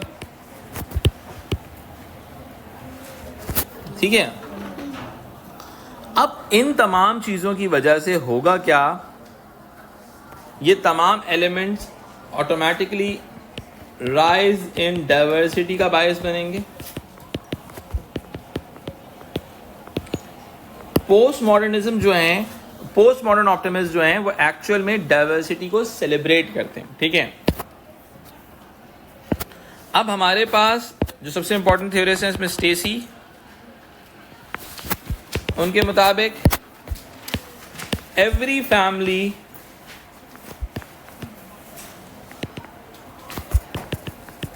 is an alternative family.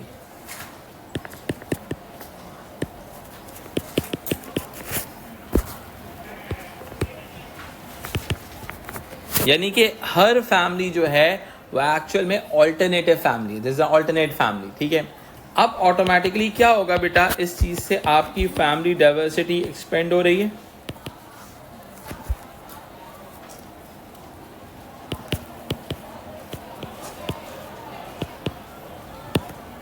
ठीक है, और ये बात सामने आ रही है, existence of different forms of family structures, different forms, Stacey, S-T-A-C-E-Y, existence of different forms of family structure, ठीक है। अब क्या हो रहा है, as per the individual desires,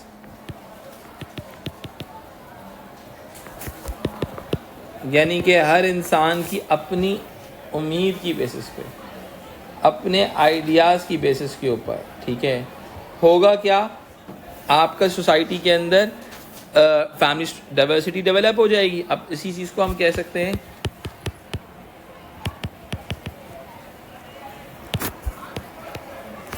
सही है, इस चीज़ को हम कहते हैं इंडिविजुअलिज्म का डेवलप होना। क्या होना बेटा, इंडिविजुअलिज्म का डेवलप होना, ठीक है। यानी कि हर इंसान के ऊपर चॉइस है कि वो किस तरह का फैमिली स्ट्रक्चर ऑप्ट करना चाहे, वो ऑप्ट कर सकता है, ठीक है। अब देखो इसके मुताबिक there is no fixed truth,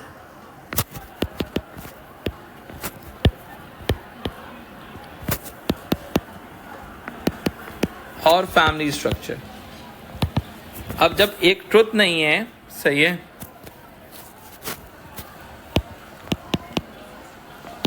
अब आपके जो न्यू राइट हैं या ट्रेडिशनल फंक्शनिस्ट हैं, they will definitely oppose this idea, ठीक है। वो कहेंगे कि भाई ऐसा आइडिया नहीं होना चाहिए, ये डाइवर्सिटी नहीं होनी चाहिए, diversity is not good for the society, वो मैरिटल इम्बैलेंसेस वगैरह की बात करेंगे।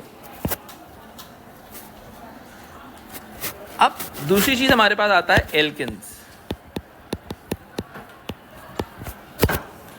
एल्किंस ने एक कॉन्सेप्ट दिया था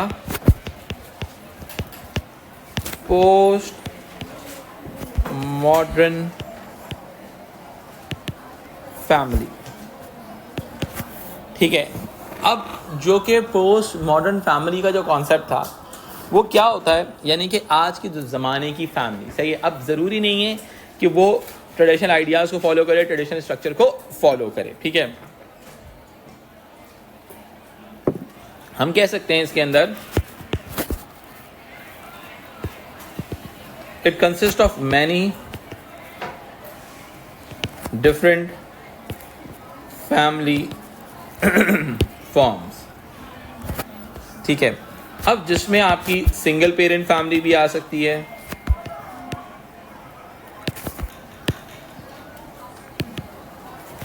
इसमें आपकी रिकॉन्स्टिट्यूटेड फैमिलीज भी आ सकती हैं,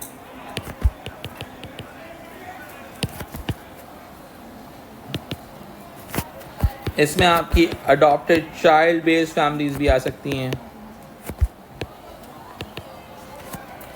इसमें आपकी टेस्ट ट्यूब, अब देखो टेक्नोलॉजी की वजह से पोस्ट मॉडर्निज्म टेक्नोलॉजी को ऑप्ट करेंगे, ठीक है। टेस्ट ट्यूब बेबीज, ठीक है।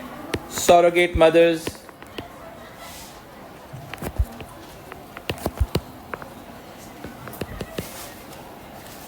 दुनिया के काफ़ी सारे हिस्सों में सरोगेसी होती है। अब देखो कहते हैं ना, उस दिन मैं बर्थ आउटसाइड द मैरिज के अंदर बड़ी ज़बरदस्त एग्जाम्पल आई थी कि दुनिया के अंदर प्रेगनेंसी बेस्ड टूरिज्म भी हो रहा है। प्रेगनेंसी बेस्ड टूरिज्म, बहुत सारे हिस्से होते हैं जहाँ पर जो पर्टिकुलरली यूरोपियन विमेंस होती हैं, उनको लगता है कि यार उनके बच्चे जो हैं टैन नहीं होंगे या उस कलर के नहीं होंगे, वाइट होंगे, तो that's why they go for what, वो प्रेगनेंसी टूरिज्म की तरफ जाती हैं। This is more about the post modern style of living, ठीक है। अच्छा, इसके अलावा को पेरेंटिंग, ठीक है।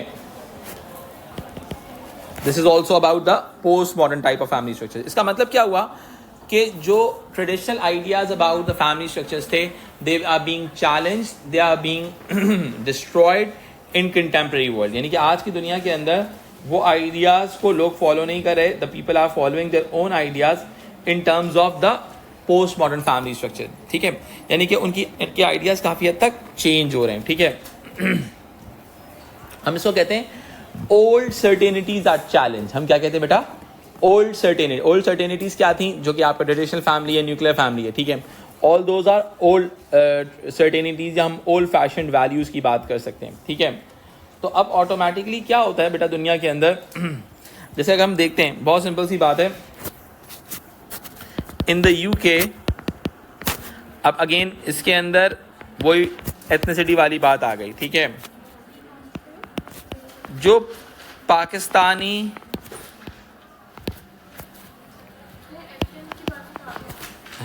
एंड बांग्लादेशी हैं, ठीक है, they follow the old fashion values,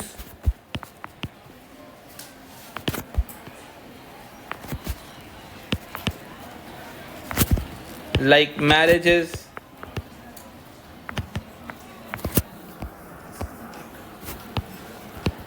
less divorce, less cohabitation,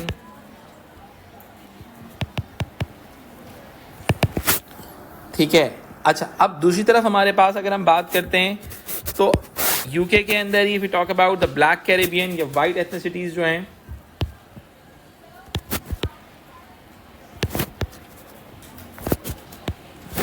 और वाइट एथनिसिटीज,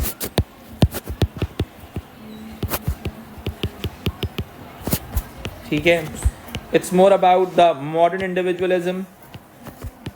यानी कि पोस्ट मॉडर्न आइडियाज को कुछ एथनिसिटीज ऑप्ट कर रही हैं, कुछ एथनिसिटीज ऑप्ट नहीं कर रही हैं, ठीक है। लाइक सिंगल पेरेंट्स भी एग्जिस्ट करते हैं इसके अंदर, और डिवोर्सेस, ये तमाम आइडियाज़ इसमें एग्जिस्ट करते हैं। क्योंकि आपको ये आइडियाज़ इनमें नज़र आते हैं, इसकी वजह क्या है कि इसकी वजह ये है कि कुछ, यानी इसका कहने का मतलब हुआ, some ethnicities are following the post modern family structures and few families are not opting the post modern family structure. Is it clear to you all? ठीक है। अब इस सिचुएशन को थोड़ा सा आगे लेके डिस्कस करते हैं। That is all about the dominance of nuclear family. अब हम जब इस फिनोमेना को अपोज करेंगे तो we need to oppose it through the dominance of nuclear family. देखो यार, याद रखिएगा, there are two basic ideas related to the dominance of the nuclear family. इसका मतलब है कि the nuclear family is the dominant family setting in contemporary societies. ठीक है, अब उसमें हमारे पास पहला आइडिया आता है, इसको हम कहते हैं स्ट्रक्चरल कन्वर्जेंस। सही है, the family structure is moving towards nuclear norm. Am I right? The family structure is moving towards nuclear norm. ठीक है, इसका मतलब है the family structure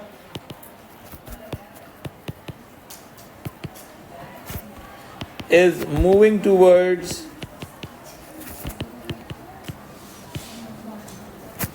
nuclear norm. अब देखो बेटा, बात सारी है, अब मैंने आप लोगों को इसके अंदर पढ़ाया था, क्या चीज मैंने आप लोगों को पढ़ाया था? Fifth thesis, remember? in pre-industrial societies the family structures were more extended families. Over the period of time the family structure were moved towards the nuclear norm. Is it clear to you all? ठीक है, फिर हमारे पास में दूसरी बात आती है जिसको हम कहते हैं डोमिनेंस थीसिस। क्या कहते हैं बेटा?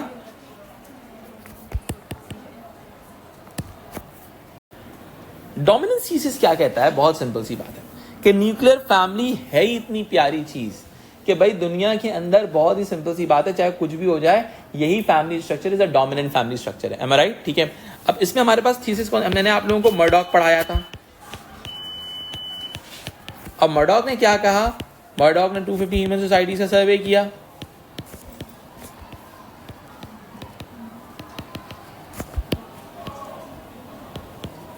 Murdoch surveyed the 250 human societies and he argued that the nuclear family is a dominant family setting as a sole prevailing form or other family structures are compounded from the nuclear family. मैंने बिल्कुल शुरू के अंदर इसको लिखवाया था, समझ में आई बात?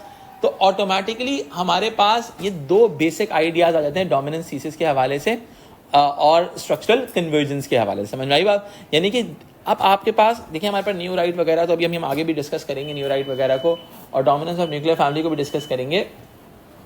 लेकिन बेटा मर्डॉक की थ्योरी, यंग एंड विल्मो की भी मैं थ्योरी आपको आगे जाके कराऊंगा। ठीक है, उसने भी न्यूक्लियर फैमिली की, वो भी स्ट्रक्चरल कन्वर्जेंस की बात करता है। जो यंग एंड विल्मो है उनकी थ्योरी भी स्ट्रक्चरल कन्वर्जेंस की बात कर रही होती है। Is it clear to you all? ठीक है, तो मेरा बेटा डोमिनेंस ऑफ न्यूक्लियर फैमिली के हवाले से जो हमारे पास थ्योरिस्ट आते हैं, एक तरफ हमारे पास traditional 250 nuclear family dominant family setting, traditional functionalism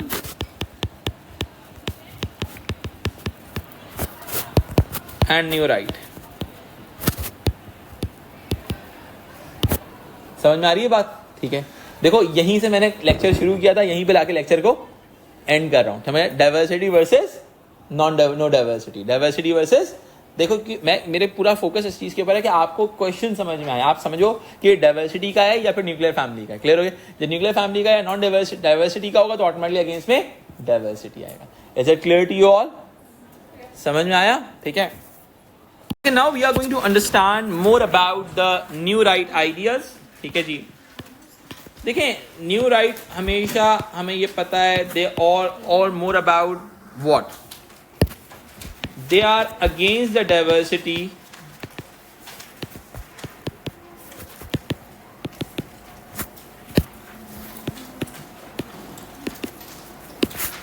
and they support the nuclear or traditional family।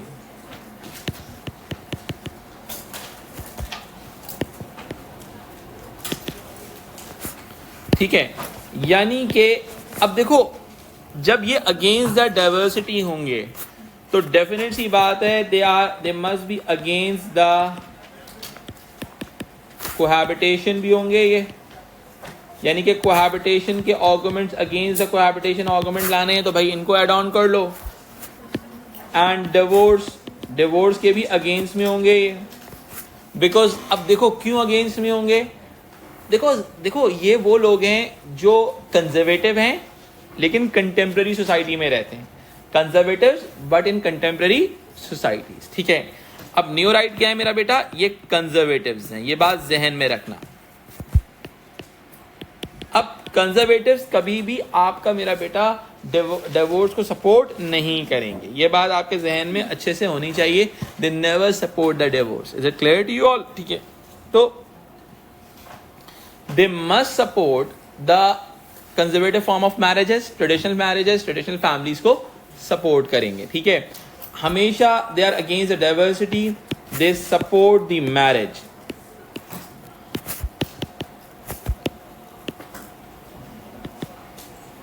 ठीक है, they always support the marriage. सही है। अब देखो इन आइडियाज को कई मरतबा वाइट मिडिल क्लास आइडियाज भी कहा जाता है। वाइट मिडिल क्लास आइडियाज भी कंसिडर किया जाता है कि भाई ये वाइट मिडिल क्लास अप्रोच को सपोर्ट करें, वाइट मिडिल क्लास अप्रोच को सपोर्ट करें। ठीक है, again they always talk about the functions of the family. अब देखो ये लोग सिंगल पेरेंट फैमिली को सपोर्ट क्यों नहीं करते? ये कहते हैं सिंगल पेरेंट फैमिली से लैक ऑफ रोल मॉडल्स होते हैं। क्या होते हैं मेरा बेटा? Lack of role models. ठीक है, यानी कि अगर मैं बहुत सिंपल सी बात करूं, यानी कि अगर मैं एग्जांपल दूं तो डिवोर्स से इनको क्या मसला है? डिवोर्स ज्यादा होगी तो ऑटोमेटिकली, बहुत सिंपल सी बात है, सिंगल पेरेंटहुड डेवलप होगा। अब सिंगल पेरेंटहुड से क्या होगा? Lack of role models.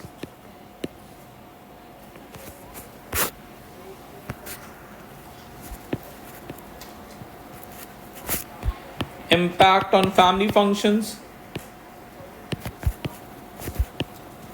तो अब ये इन तमाम चीजों को सपोर्ट नहीं करते। अब देखो ऑटोमेटिकली इनके नजदीक दे सपोर्ट न्यूक्लियर फैमिली। इनके नजदीक न्यूक्लियर फैमिली से अच्छी चीज कोई हो नहीं सकती। अब कैसी न्यूक्लियर फैमिली? जो कि हेट्रोसेक्सुअल हो। ठीक है, एक ऐसी फैमिली जो कि मैरिड एडल्ट्स को बेस करती हो,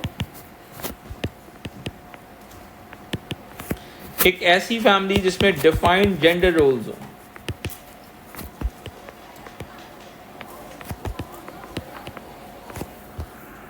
ठीक है, अब ये तमाम चीजें होंगी तो ऑटोमेटिकली वो एक ट्रेडिशनल न्यूक्लियर फैमिली का आइडिया सपोर्ट किया जाएगा। बिकॉज इनको इनसे क्या फायदा हो रहा है?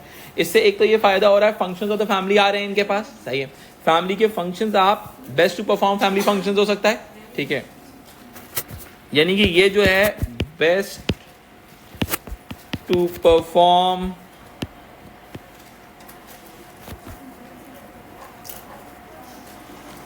Family functions. अब इनको लगता है ये चीज तो फैमिली फंक्शंस को परफॉर्म कर रही है।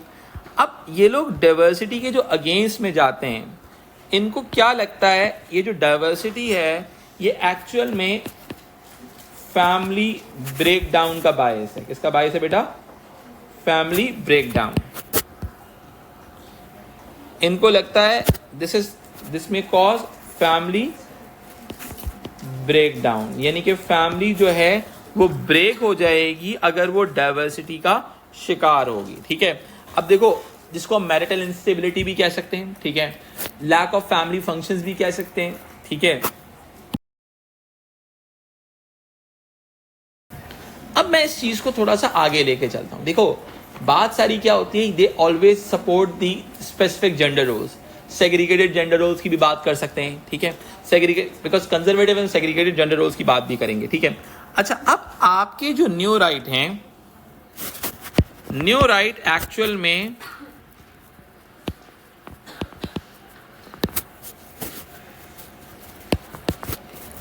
they endorse the policies, they endorse the policies which is based on the beneficial for traditional family structures, यानी कि जो कि ट्रेडिशनल फैमिली स्ट्रक्चर्स को सपोर्ट करे। ठीक है, दूसरी तरफ दे डिस्करेज द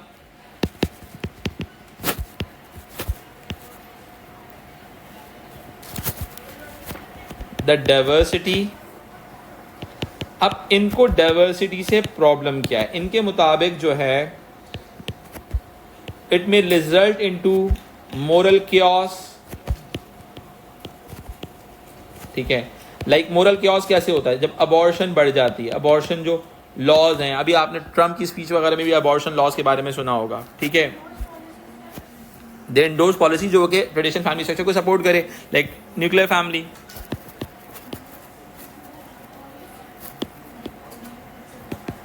अभी जो आप अबॉर्शन लॉज के बारे में ट्रम्प की जितनी कन्वर्सेशन सुन रहे हैं, टू जेंडर्स के बारे में जितनी ट्रम्प की कन्वर्सेशन, वो सारे न्यू राइट आइडियाज हैं। ठीक है, दे discourage single parenthood.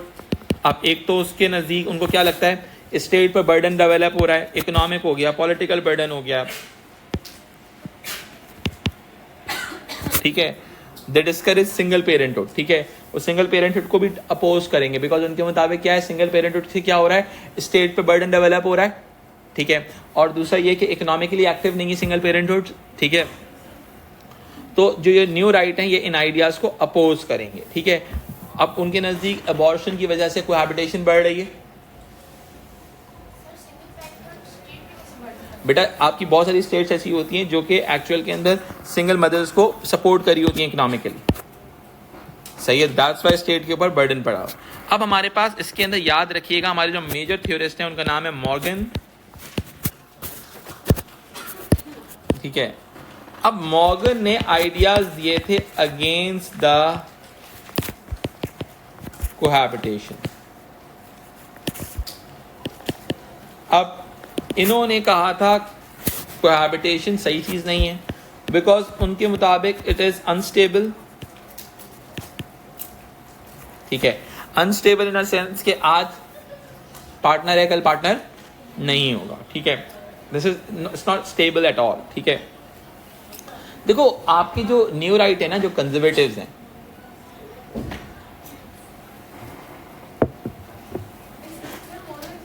Moral chaos, exactly, ये हमेशा स्टेबिलिटी की बात करते हैं। ठीक है, ये कहते हैं things should not be unstable, things should be stable. ठीक है, इनके मुताबिक it is less likely to last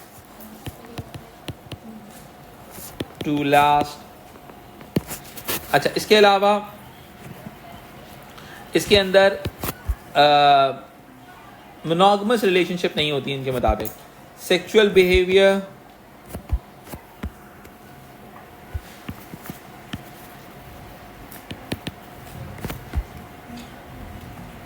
may result into multiple partners। मैंने कहा ना, new right ideas is more about the white middle class ideas. तो वो क्या है, they never encourage the sexual behaviour with multiple partners. ठीक है, इसके अलावा they are more about the idea, like इनके मुताबिक कोहैबिटेशन, जो कोहैबिटेंट्स होते हैं, कोहैबिटेंट्स विद चिल्ड्रन का जो मसला है वो बड़ा खतरनाक है। ठीक है, may result into what? It may result into divorce। ठीक है, फिर अगेन सिंगल पेरेंटहुड डेवलप हो रहा होगा। ठीक है, इसके अलावा उनके मुताबिक ये जो कोहैबिटेशन में result into cruel relationship. Divorce का मतलब ये नहीं कि दे सेपरेटेड देमसेल्फ। ठीक है, क्रूअल और अब्यूजिव, सही है, वो एक दूसरे से अब्यूजिव भी हो सकती है। तो कोहैबिटेशन में देखो एक्चुअली होता क्या है, कोहैबिटेशन में स्टेट की रिस्पॉन्सिबिलिटी नहीं है, कोई भी स्टेट को आपने पार्टनर नहीं बनाया। यानी कि आप किसी बिजनेस के अंदर, मैं आपको बहुत मजे की बात बताता हूँ, अगर कोई आप बिजनेस में पार्टनरशिप करते हो, ठीक है, और उस पार्टनरशिप के अंदर आप स्टेट से रजिस्टर नहीं कराते, तो state is not responsible at all. कोई आपका चोरी करके ले गया, कुछ भी कर गया, तो ऑटोमेटिकली क्या हुआ। अब इसी तरह से मैरिज में, मैरिज में आपने स्टेट को रिस्पॉन्सिबल बना दिया। जब आपने स्टेट को रिस्पॉन्सिबल बना दिया तो ऑटोमेटिकली क्या होता है बेटा, बहुत ही सिंपल सी बात है, इट बिकम्स अब्यूजिव। वो स्टेट को आपने रिस्पॉन्सिबल बना दिया तो भाई बहुत सिंपल सी बात है, वो नहीं होगी। क्या नहीं होगी मेरा बेटा, स्टेट को आपने रिस्पॉन्सिबल बना दिया तो अब स्टेट आपके साथ कोई अब्यूज होने नहीं देगी। ठीक है, अब ऑटोमेटिकली अगर मैं बात करता हूं तो आपके जो न्यू राइट्स हैं, they always talk about the idea of what, family uniformity की बात करते हैं। ठीक है, बल्कि मैं इसी के आगे लिख देता हूं, they talk about the family uniformity, ठीक है, न्यू राइट। फैमिली यूनिफॉर्मिटी का मतलब है कि nuclear family should be the major dominant family structure. अब फैमिली यूनिफॉर्मिटी का मतलब क्या हुआ मेरा बेटा, ठीक है, family uniformity stands for what, इनके मुताबिक it should be the nuclear family,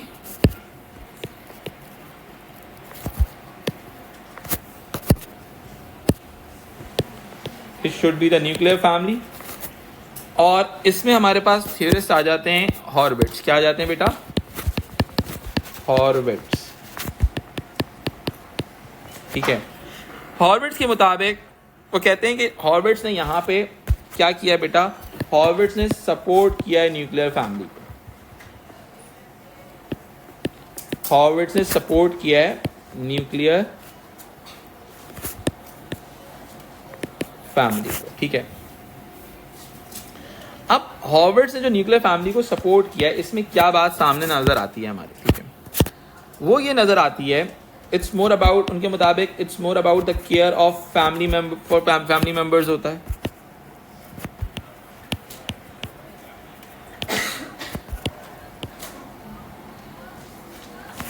ठीक है।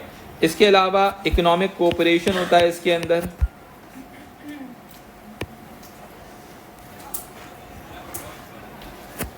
इकोनॉमिक कोऑपरेशन,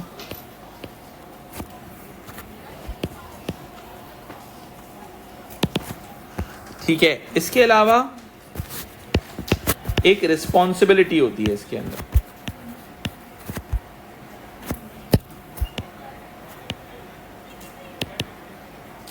कोहैबिटेशन में क्या है, रिस्पॉन्सिबिलिटी नहीं है कोई भी, सही है।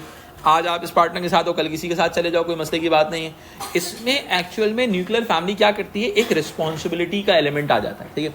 जो मैरिज होती है ना, वो आपको रिस्पॉन्सिबल बनाती है, क्या बनाती है, रिस्पॉन्सिबल, ठीक है। जो आपका कोहैबिटेशन वगैरह होती है, इसका सबसे बड़ा जो ड्रॉबैक होता है वो यही होता है कि भाई आपकी कोई रिस्पॉन्सिबिलिटी नहीं होती, it's not safe for the partners, it's not safe for the partners, ठीक है। अब it's a emotional part, health पे इफेक्ट आ जाता है इसकी चीज़ का कि भाई if it's not safe for the partner, कि भाई वो रिस्पॉन्सिबिलिटी नहीं है, तो आज वो किसी के साथ है, कल बंदा किसी और के साथ चला गया, तो आपकी इमोशनल हेल्थ इफेक्ट कर सकती है इसके, समझ में आई बात। तो दैट्स वाई आपकी जो न्यू राइट आइडियाज हैं, न्यू राइट आइडियाज इस आइडिया को सपोर्ट नहीं कर रहे। Is it clear to you all. हमने इसके अंदर अभी तक दो थ्योरिस्ट पढ़े, एक मॉर्गन है और एक हॉर्विट्ज है। हॉर्विट्ज इज अ थ्योरिस्ट, वही आपका न्यू फंक्शनलिज्म में हमने पढ़ा था। आपके जो न्यू राइट आइडियाज हैं, they are more inclined towards new functionalist ideas, ठीक है। न्यू फंक्शनलिस्ट और न्यू राइट आप एक जगह पे कह सकते हैं, और बहुत सारे थ्योरिस्ट न्यू फंक्शनलिस्ट और न्यू राइट दोनों में आ जाते हैं। न्यू राइट का मतलब है कि आप कंटेम्प्रेरी वर्ल्ड में कंजर्वेटिव आइडियाज होल्ड करो, सही है। ट्रेडिशनल फंक्शनलिज्म में क्या आ जाता है कि जो आप ट्रेडिशनल वर्ल्ड के अंदर थे, ट्रेडिशनल आइडियाज को कैरी कर रहे थे। Is it clear to you all. यहाँ तक बात समझ में आती है।